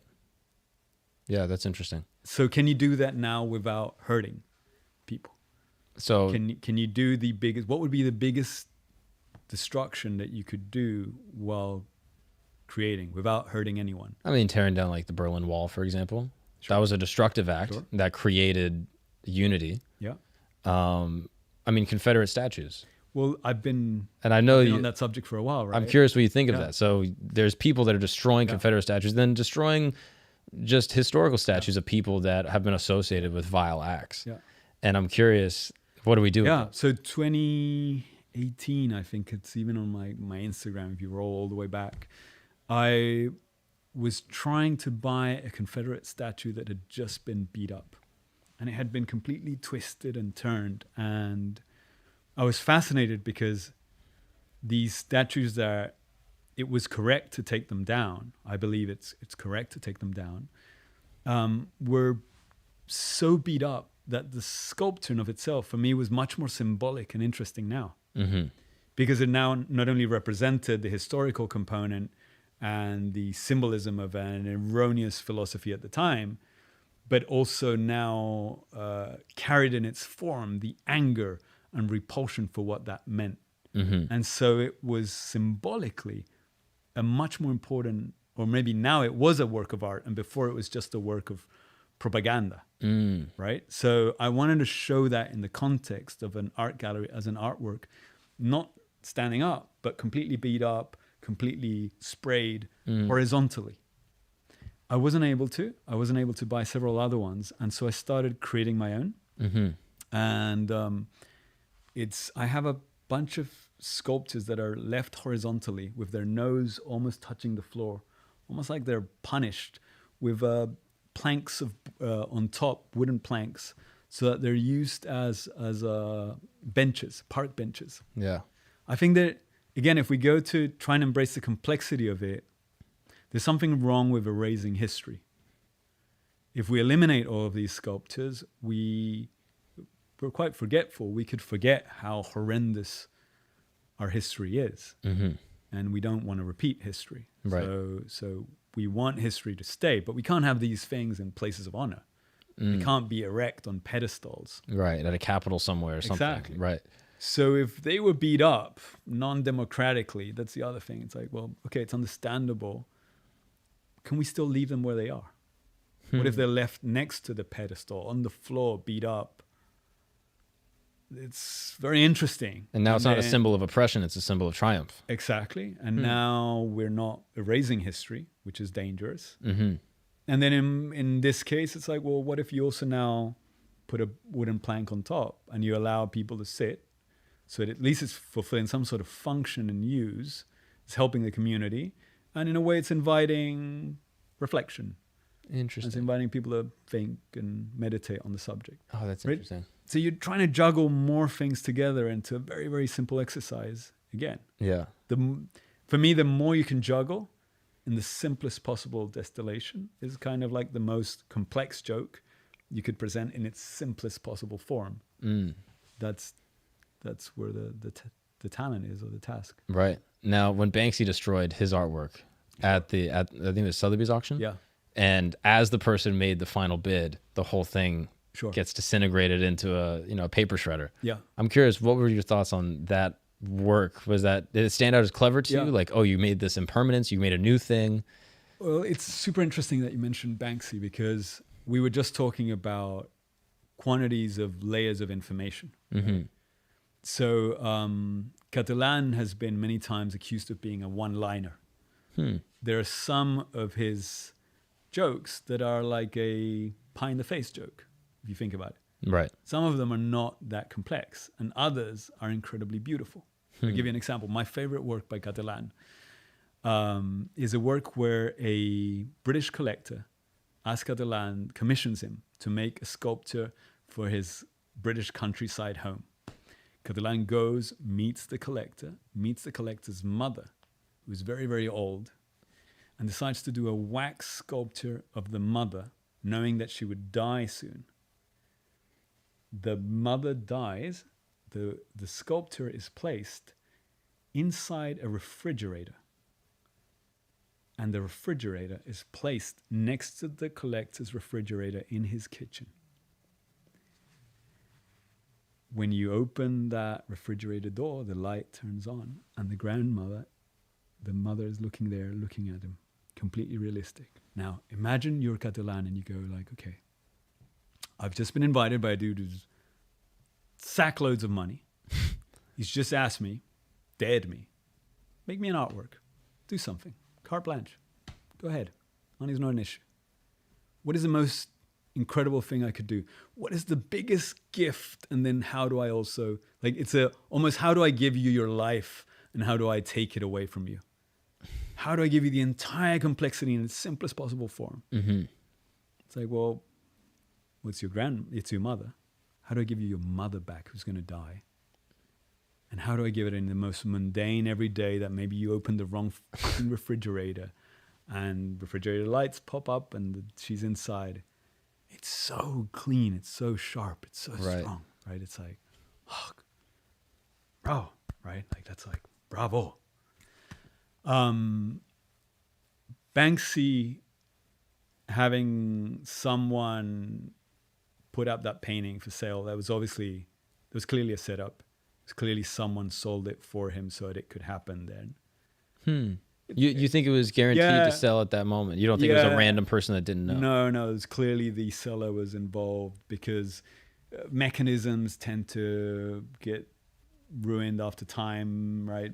We saw right here, we had some like mechanism issues. Right. They happen. You can't risk it. You need the right timing. You need to make sure you have the camera ready. Did the buyer know? I'm sure they knew. Oh, interesting. And so it's good because you just gave the collector, you asked the collector to be willing to present a piece that would self-destroy, but only to half. Yeah. And by self-destroying to half would be worth so much more and get all the attention and so on. So it's a really good stunt. It could have had more layers. It's not at the level of Cattelan's stunt, right? And that's one of Banksy's better ones. Right. For me, little girl with the balloon, that's like level 1 AI. It's good. It's okay. If that was a joke, it's okay. But the fact that it's impermanent and anyone can go get it and anyone can tear it out of the wall and put it up in their house, and now they have a valuable piece of art. Sure, but there's also a marketing strategy where, right, it's part of it too. Banksy is incredible because of the brand he created. He's incredible because the mystique, the idea that no one really supposedly knows who he is, etc. Each one of his works, I think if you really analyze them, most are a little one-linery. He wouldn't be considered the comedian that has the most depth or richness. He would be like a Dane Cook. Interesting. Like lots of fireworks and stuff, but more... That's interesting. I haven't heard that before. Yeah, I don't know. I'm curious. I guess it's like the mystique is what makes it exciting. And like the urinal in 1915 or whatever, the work itself isn't amazing, but what it means and how the artist got there and the artist who did it, that all ascribes meaning into the story. Yeah. I guess that's where I'm like, with Banksy, I'm like, oh, well, he's just giving stuff away, and anyone that finds it, no one knows who he is. All those things are his art. But I don't know if it's fair to separate. But I think you want to see... It's kind of like if you were saying before that Ronaldo was the guy who has the most followers in the world. Yeah. So the eternal question is it Ronaldo or is it Messi? Right? Which one is training and which one is pure talent? Right. People tend to that know football tend to say it's pure talent is really Messi. I'm sure you could quantify the quality of the goals of a wide variety of players. And there's some that are efficient and some that are graceful. Yeah. There's some that have 5% of their goals are incredible. Yeah. Others that 80% of their goals are incredible. Yeah. Right? Banksy has 5% of his goals that are incredible. The rest are fillers. That's interesting. Now he has an amazing batting average. Right. Right. That's he fair, has been really good at creating a brand. He really put street art on the map. He's done a lot of incredible things. But if we were to look at each one of his artworks as goals, they're more like you're just slamming it in. They're not these exquisite things that you're like, wow. Now, mastery involved in that. For you, is there a piece that you've created that you're the most proud of in terms of layers or in terms of depth or in terms, like, what is your mother in the fridge? It might not be fair to compare those two. No. I have I have a piece that I've never published that is my mother in the fridge. I have two other ones that are favorites too, but this one. So I've been trying to do a show forever that presents handicapped people in a different way, tries to get you to look at them differently. And I did this one piece where, and everything is designed carefully this way. So you enter this very, very long room that is almost the length of half a street block. And at the very end of the room, white walls, cement floor, very end of the room, there's a giant steamroller. Like not one of those little steamrollers, like the big ones where like the rolling pin is like that big. And so people walk in and you can enter one at a time. You need to enter and you exit behind the steamroller. You can't go back in and you can't go with a bunch of people. So people would see the steamroller from back and be like, oh, that's fun. Artists thought of the steamroller decontextualized as a childhood toy, probably. Oh, interesting. And then you continue walking. And then you go like, shit, oh, wait. There's a guy underneath? No, there's a dummy underneath. Oh, funny, kind of Catalanish. Like you put a dummy underneath the steamroller, ha ha ha, the cartoon. Oh, that's cool. So you continue walking happily. And then you go like, oh, it moved.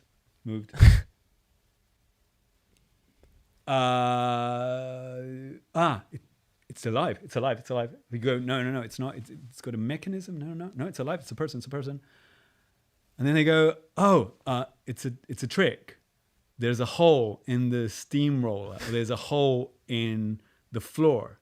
And so you walk all the way up to the guy. It's been designed that long, so you go through all these stages. And you walk up all the way up to the guy. You look down at the guy. And you're there kind of proud of yourself that you got it, figured it out. And the guy has instructions to look up at you and hold your gaze and not interact. So people look at the guy looks up to them, very tranquil, holds their gaze. The guys look at him, suddenly it's like, fuck. They realize the guy has no legs. His legs they're tucked as if they were, and he's there. Mm-hmm. I don't have any legs, kind of look at me. This is what it's like. And you're like, and it's like, but you can't turn your back on a guy who's disabled underneath a freaking steamroller. Rude, yeah. It's rude. And so you turn back again and, wow, these artists are a little crazy. And the guy just looks, holds your gaze.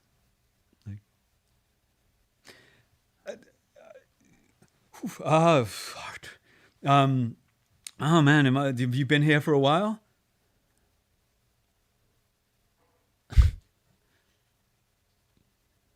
The guy's basically kind of holding them metaphorically. They're like, I need you to look at me.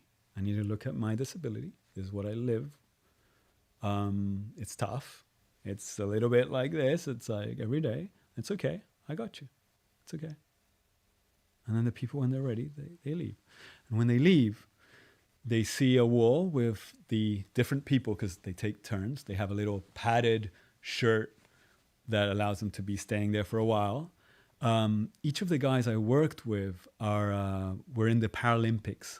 Oh, wow. They're athletes. Yeah. They're people who are emotionally and physically and better, stronger than we are. Yeah.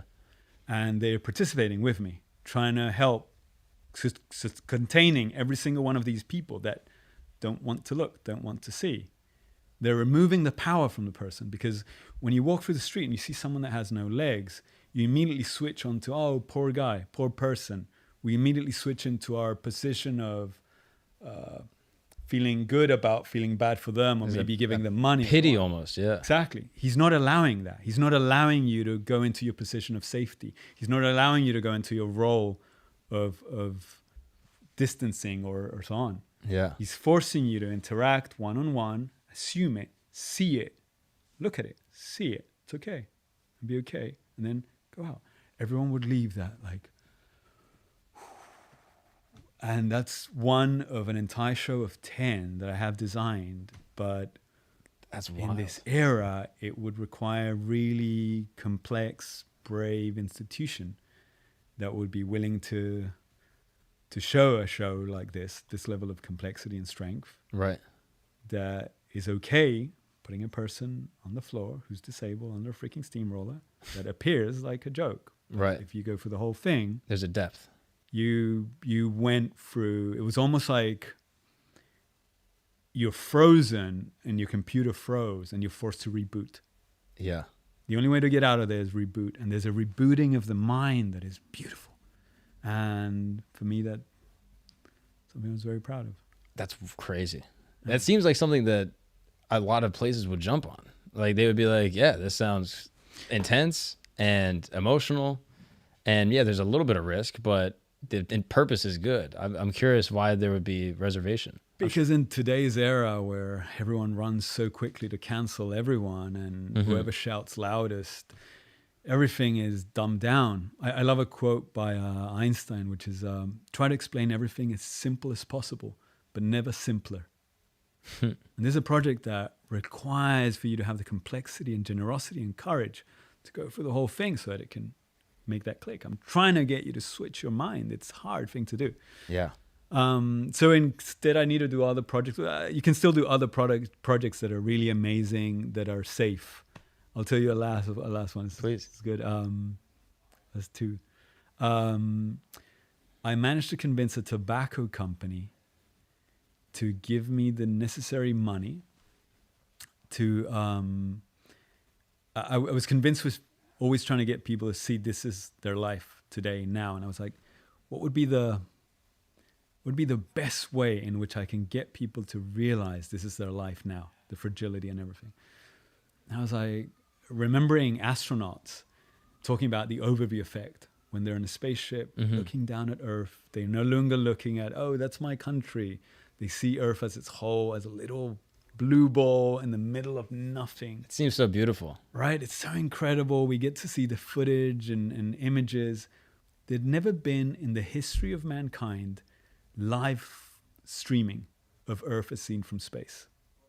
I was like, if I could do that and I could stream live and you could see live from a NASA satellite your little ball in which we're in, it's kind of the biggest you are here now moment. Yeah.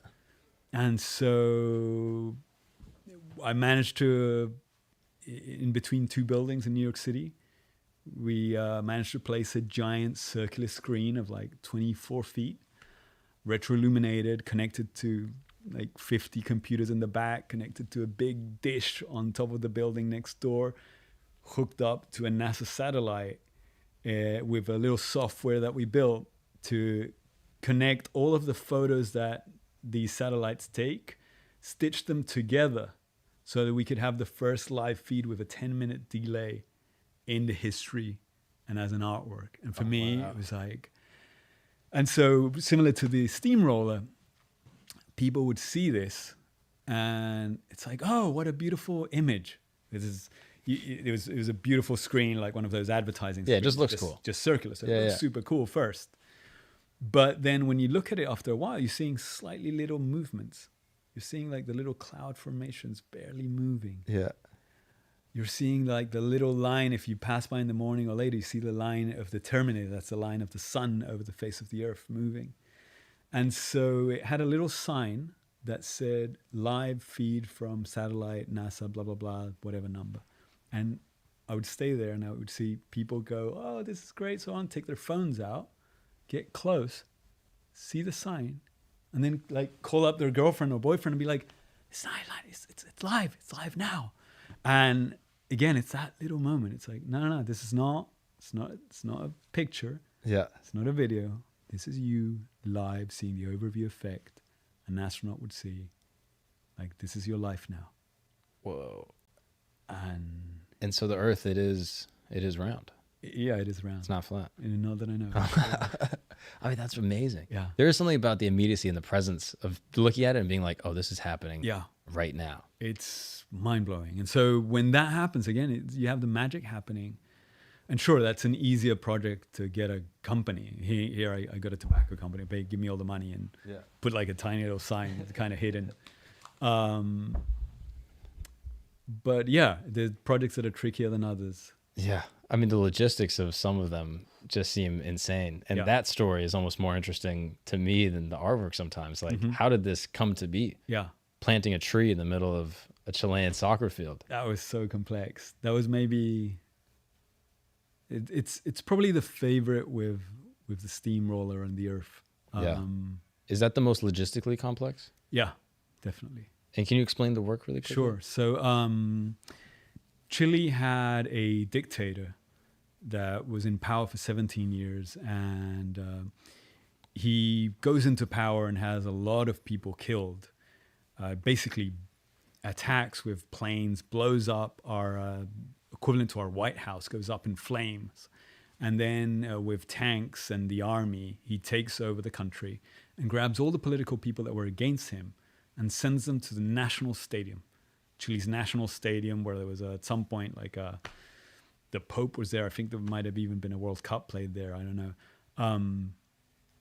All the political prisoners sent there, one by one. They're called to the changing rooms, tortured, some were killed, and so on.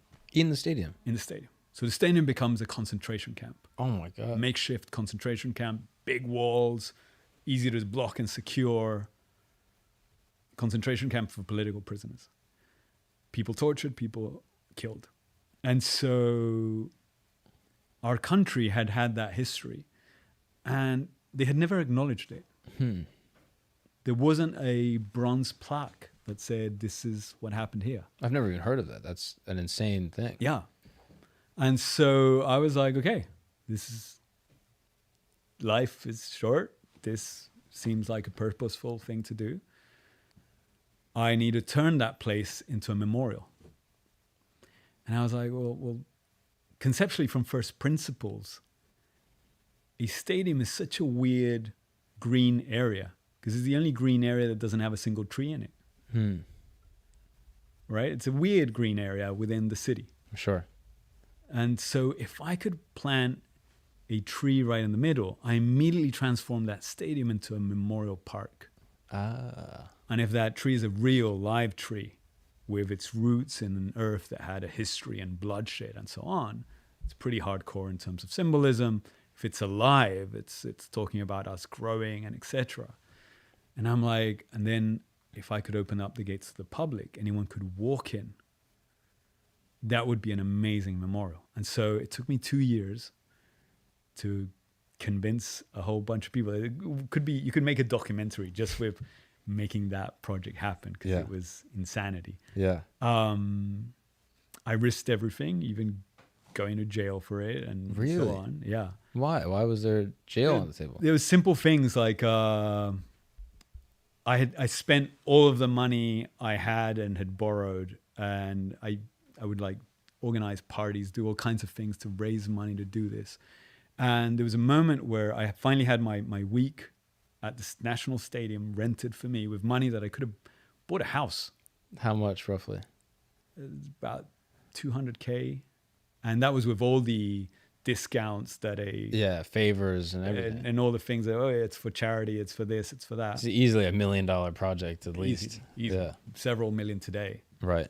Multiple million today. This was, 2006. Mm-hmm. So there was lots of things to it. I timed it 2 weeks before the World Soccer Cup because I knew the World Soccer Cup before. Everyone wants to talk about soccer, but they have no news. They have nothing to talk about. So it was that's smart. Perfectly timed before.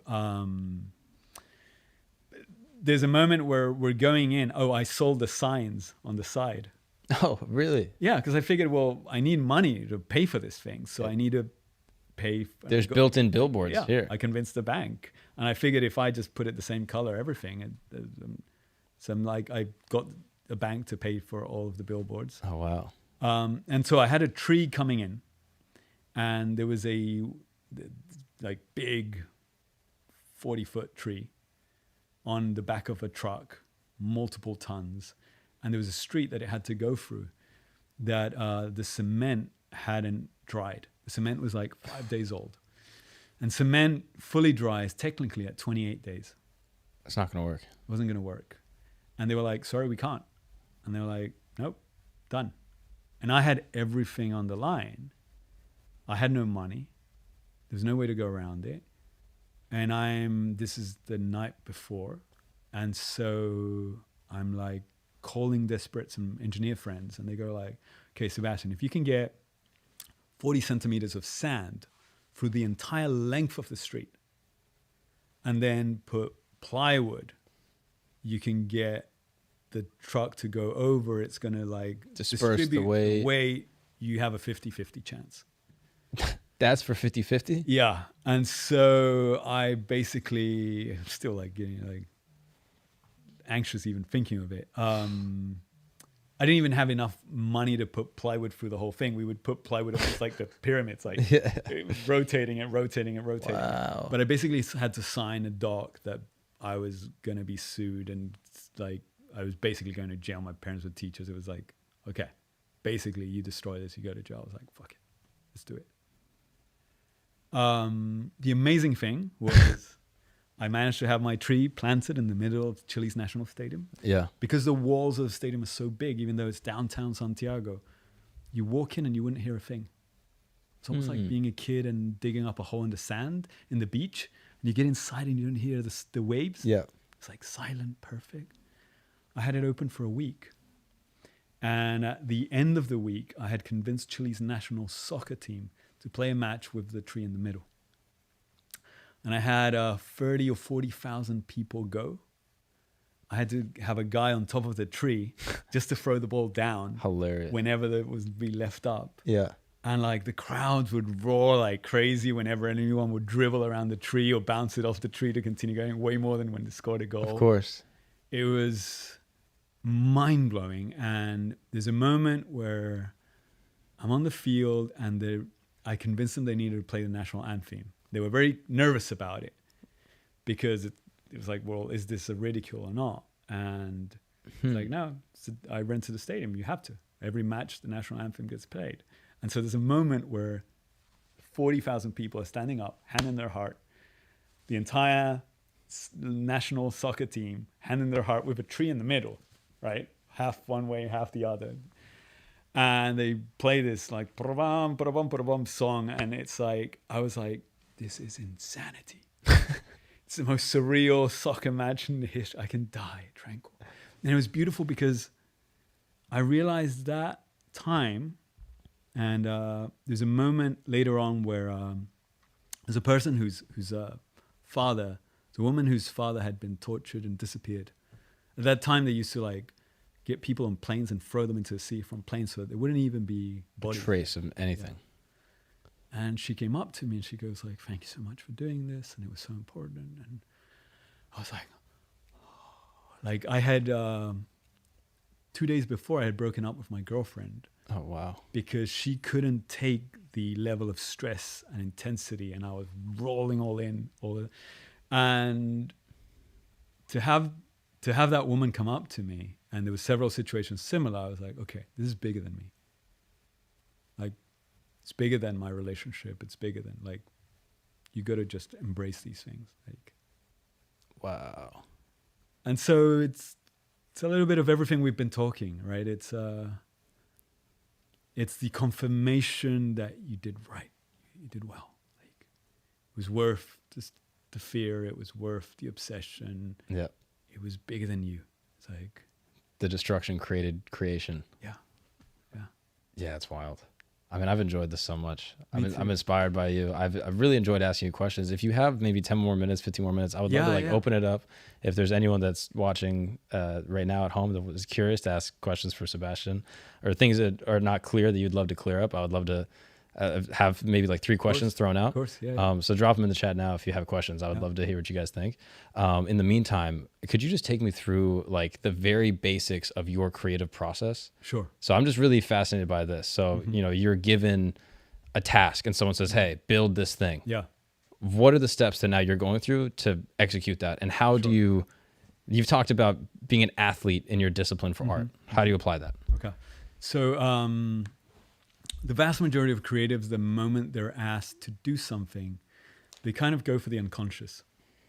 They try to see what idea comes up. And maybe they're using as a medium, pen and paper, maybe they're in front of a computer. They're trying to channel something. Yeah. Instead of taking the time to stop, step back and try to analyze what is it that you need to do here. So for example, there was this competition for foldable objects that I entered. And I was like, okay, I'm not going to try and think, what can I think of? It's like, how do I win? How do I win the competition for foldable objects? So you go like, okay, well, if you were to create a tally of what would constitute the best possible foldable object, it would need to comply with several requests, right? So the bigger it is, probably better, because fold something big is hard. Yeah. The more complex that thing is, better, because if it's just a sheet of paper, it's easy. So the more complex it is, better. If it's a symbolic object that is atemporal and is recognized by all cultures, even better, right? If it's something that has existed and hasn't been modified for hundreds of years, even better. So I'm like, if I can, whatever that is, that's what I need to fold, because that would grab the maximum points. And if you were to compare anything else next to it, if it doesn't comply with all those things, this should beat it always, right? So I'm like, so that first instance of trying to understand the challenge and measure it. And what is the criteria? What is the rubric that I'm going to be graded against? And what are the measurements that you could apply here to try and decide versus anything else, what would be the best possible answer? So within that, I'm like, at some point I arrive at the idea of musical instruments. They're complex. They've been tweaked and tweaked for hundreds of years and then haven't really been modified too much. The biggest, best known by all countries in the world is the piano. I can't fold a piano. That's too much. So I'm like, okay, what's the next? And the next is a guitar. And at the time, the foldable guitar didn't exist.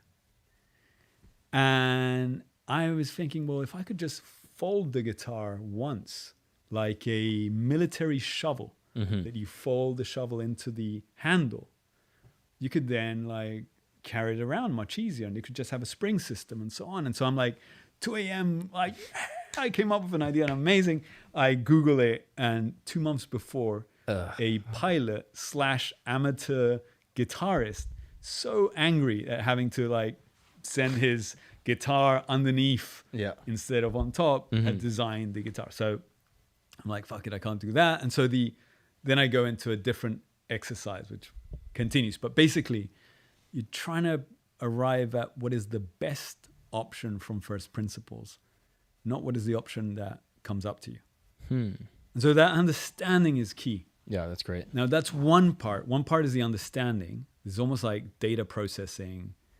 But then you need to come up with the idea.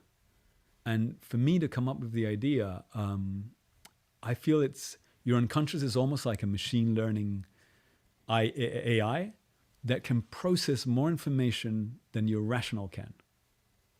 So this idea that we intuitively know when a person is truthful or not, when they maybe wish us harm, when all those little things that they talk about are probably ways in which we're processing a lot of information in ways that we're not fully conscious of.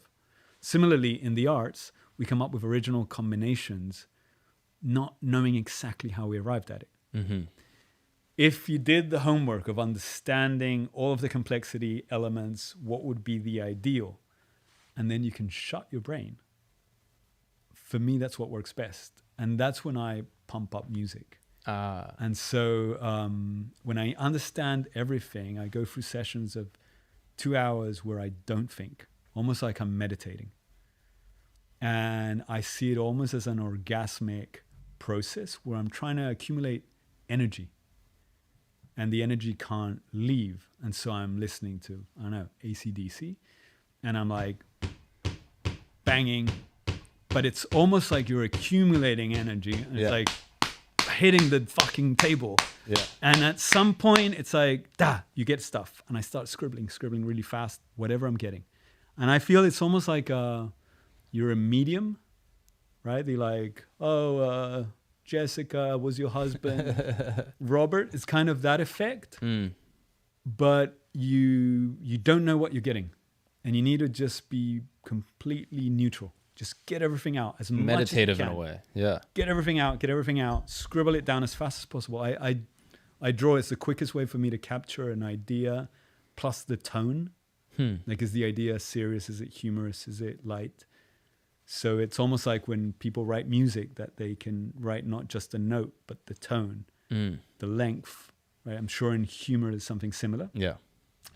And then I analyze everything. And if I have something there, I tend to wait, and I put it up on a wall, and I wait days. If I continue to like it after days, there's something there. And then I go through two sides. One is I try to make it stronger, and then I try to make it more sublime. And I go for those words. I try to make it more powerful and more sublime. So I'll go back to music. I have the idea that I think is good, but I need to sharpen it more. So it's like, okay, more power. Like, this needs to be more fucking powerful. Like, it's not good enough. Yeah. Like, and I'm trying to kind of grasp, scratch beyond in the darkness. What is it that is like, and you get little bits of pieces. And then I go to Bach, Glenn Gould, Johann Sebastian Bach, and I go for sublime. I'm like, more exquisite. It needs to be more fine. I need to want to, how can I get it to make me cry? How can I get it more subtle, more elegant? And so I have a lot of process of those that I've been developing over time, and it's part of what the stuff I want to include in the book and so on. And then it goes from that to just like Huberman or any of these characters that are constantly trying to hack themselves. It's like, from sit-ups to coffees to everything, I'm like the most hacked dude on the planet. Like, my entire body's hacked. Everything. Yeah. First thing in the morning. Yeah. Sit-ups. Yeah. Coffee. Everything is following timing, and everything I'm constantly checking when it's working or not. One thing we do that we both do that I like is no curtains. Yeah. Let the sun wake you up. Yeah. I don't always wake up with the sun, but at least when I do wake up, the sun's there. Yeah. Yeah. Because you're eliminating, it's like I try to go to bed in a way that I won't be cold in the morning. If you're cold, you're warm and nice. You don't want to get out. If you have enough heat because you have just the right amount of layers, it's easy to get out. Oh, that's interesting. That's smart. I should do that. Right. So there's lists and lists of these things, and you're constantly tweaking, and then you're noticing that some don't function for you anymore, so you change them for others. So, okay, what other ones you got? What else can I apply? That's so funny. Be warm when you wake up. I'll literally smack myself if I need to go into a meeting or talk. I'll literally be like, really? Yeah, there's studies that showcase that like you immediately get like a rush of it's almost like literally taking like a crazy coffee. You're immediately sort of shaken. Oh, wild. What about like power posing, breath work, anything like that? Yeah. I do a lot of pacing around. Oxygenate your brain. Yeah.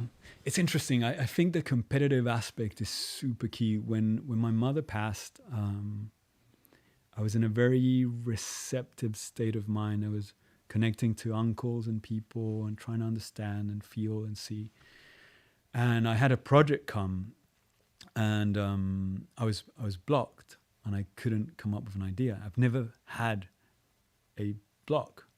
I laugh at people that have blocks. For me, it's like, you're a pussy if you have a block. Like, get over it. Yeah, it's like that's for amateurs. Yeah. And I couldn't, and the days were passing, and I try to keep my cool always. Just like, I'm sure you need to keep your cool before you go up on stage. It's sure. Like, well, you need to keep your cool because otherwise it doesn't help. But the days were running out for a really big project, and I had no idea. I didn't have an idea, and I was watching a TV series with like a lawyer, the Lincoln Lawyer. Super stupid. And the Lincoln Lawyer didn't know how to find the necessary defense for a client that was going to go to jail. And he's like working at night, like a typical movie scene. And the woman that closes up the law firm goes, well, you'll figure it out. You're the best. You always do. And it's interesting. That clicked. And I'm like, I'm the best. I'm the fucking best. Like, I am the best. Like, and then it's like, clarity. Clarity. It was like so fascinating.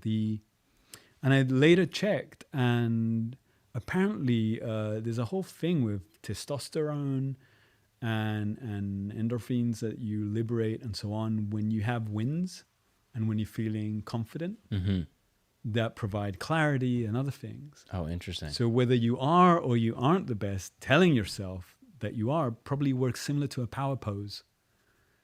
Where just like you walk around in a certain way and your body feels differently. Oh, wow. Telling yourself certain things. Yeah. Right? It's been proven, for example, that if you saying I won't eat chocolate, it gives complete different results from I don't eat chocolate. I won't eat chocolate. I won't is a potential. It's like you're trying not to. Saying again and again, I don't eat chocolate, is confirming an identity of who you are, and it makes it much easier not to eat chocolate because I don't eat chocolate. Yeah, why would I? I don't. I don't. Yeah, I yeah. don't eat chocolate. I'm not going to try not to. It's like I don't eat chocolate. So saying I am the best. I will succeed. Yeah. Not even I will succeed. It's like I am the best. It's like, oh, I am successful. yeah, but like up it, I think Yeah. it triggers certain things, and there's a fake it to make it effect of some sort that has measurable results that suddenly help, and they get you into virtuous cycles. Yes. So if you're succeeding, then you feel braver, and you risk more, and Yeah. feel better about yourself. And it doesn't matter how talented you are. If you have so much self-confidence and self-doubt, you're going to be hamstrung before you even start. Yeah. But yeah, if you're even a little bit competent and you go, I'm the best, you're now unlocking all of your potential if you're able to truly believe it. And even if you don't, it's probably better that you say it than if you don't. What is the inverse? Saying nothing or saying, oh, I'm not good enough. Because you're doing everything else, right? That's important. You can't just call yourself the best and then hope that's going to be enough. It's like you need to work your ass off and do everything you need to do. Yeah. But if something as simple as that, like a self-affirmation, a slightly boastful or very boastful self-affirmation, can tweak 3%, I'll take it. Yeah, that's 3% you didn't have. Yeah. Yeah, it's great. And if you can do that in 5 different places, exactly, you're moving. And that's the thing with talent and that's Ronaldo and Messi, right? Yeah. It's like everyone who knows soccer, I don't. They always say Messi's level of talent is on another scale. Yeah. And when you hear the stories of Ronaldo training since 6 a.m. or whatever, 5 a.m. 3 hours before anyone else arrives, you're like, well, that guy hacked every little percentage that he had. Got everything. To get to the same level as the other, or to get us to discuss which one is best out of every little hack and every little blood. There's Europeans that are disagreeing with you right now. They're like, how dare you? Probably. You South American. You're just capping for your boy. Probably. Oh, that's But remarkable. I think that's the only thing we can do. At the end of the day, your level of talent is given. Yep. And so we can only tweak the other things. Yep. And people think that it's just going to shift at 1%. Yeah. But if you're 15% less talented than your competition and you accumulate enough 1% in another area and you have 17%, you beat him. Yeah. And you're now getting the opportunities, and now you're getting into the virtuous cycle, and now you have the resources to do the works he can't. And now you're learning things in an exponential, faster way. Yeah. I mean, that's great. So the question, I guess, would be, how do you beat Schulz? That's the thing. Right? It's all collective. It's all cumulative. We're all helping each other. That's the beauty of it. I know, exactly. Okay, Shifty, I'm curious. Do you have any questions? Yeah. Somebody wanted to know his thoughts on people. Your thoughts on Beeple. Are you familiar with Beeple? Yes, I am. I think people did amazing in being very quick to get his crypto into dollars. Mm-hmm. That was incredibly smart. He knew the writing on the wall, and he knew it was over. In the case of Beeple, like in the case of many artists, there's a group of people behind that decide we're going to push this artist up and make money out of it. It's almost like when you go and get a bunch of friends to buy stocks from a company and it goes up. It's kind of like a pump and dump scenario. And so Beeple is someone who is very talented, very hardworking, who was in the right moment, right time, and who managed to capitalize everything here. Mm-hmm. His work itself, it's a bit of a one-liner. He's kind of like a less creative Banksy with more technical efficiency and more hardworking maybe. But if we were to just analyze him from first principles again, it's what is the most creative work? What is the most profound? Where are the layers of depth in people's work? There isn't. He's like with all due respect, people, he's like the equivalent of a cartoonist that was doing the old newspaper political cartoons, but doing it at a speed, at a pace, with a technical quality, savvy enough that is able to grow a brand and go way beyond what any cartoonist had ever done. So you could say Beeple is maybe the most successful cartoonist in history, which deserves enormous respect and deserves to be admired. Is his work, does it have that much artistry or depth or layers? No. But he used all the other things around him to get those 3% advantages. And good for you, and $69 million and etc. Like, bravo. Well done, dude. Bravo. Any other questions, Shifty? There's one I like a lot. What's your biggest life regret? Yeah, your biggest life regret. That was the big one in the chat.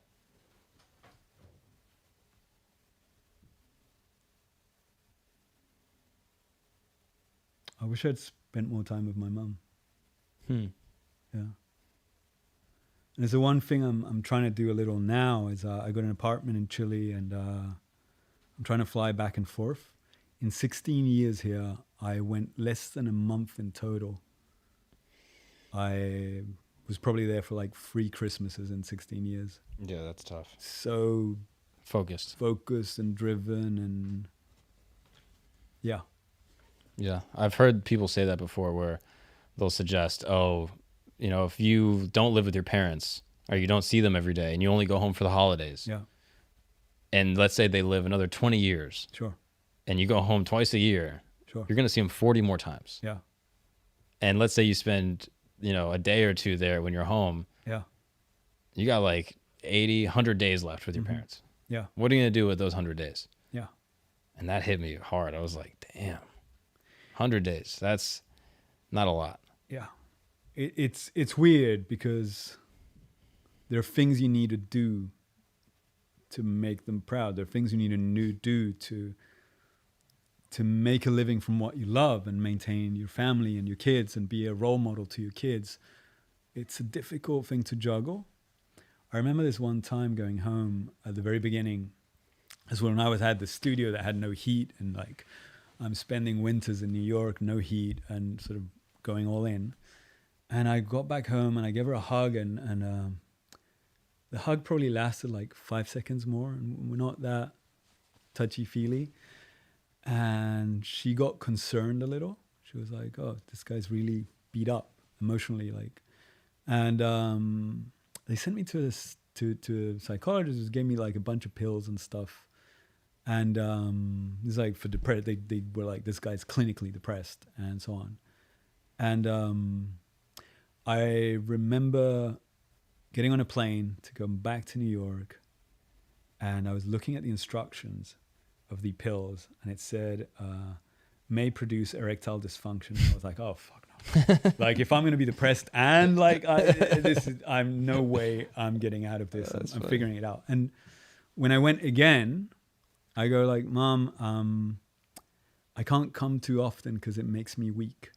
Getting this much love makes me weak. Oh, you mean go see her? Go see her and go see my family. You're just talking about erectile. Oh, yeah. No, you're such a... Just saying, that was you. That was quick. That was you. That was quick. But it was, I can't come visit my parents that often because the love and care made me weak, and I needed to be tough. So it was coldly something I felt I needed to do. I broke enough barriers that I could have started going back more. Yeah. Wish I had gone back more. Yeah. But in its time, in every person's time, they need to figure out how they can be who they need to be, even to just make their parents proud and make them know you became who they wanted you to be too. So it's a weird... I fucked up. I extended it too much, but... Yeah. Yeah. Any other questions? I feel like that's a pretty good ending point. Yeah, I think that was a good ender. Well, Sebastian, thank you so much for spending time with me. I'm so excited to see where you're going to go. And I feel like it's an honor to be in these first episodes. I'm so excited to see how you're going to hack the system, and I really appreciate you saying I that. look forward to being friends and talking every now and then about stuff. Absolutely. I'm going to need the help, okay? It's going to be mostly a one-way relationship here. I'm on your corner 100%. Well, thank you so much. I really appreciate being a part of the first episodes, and I would love to have you back, after the 101th. 100%. I can't wait. Thank you so much, Sebastian. Look after yourself. Thank you.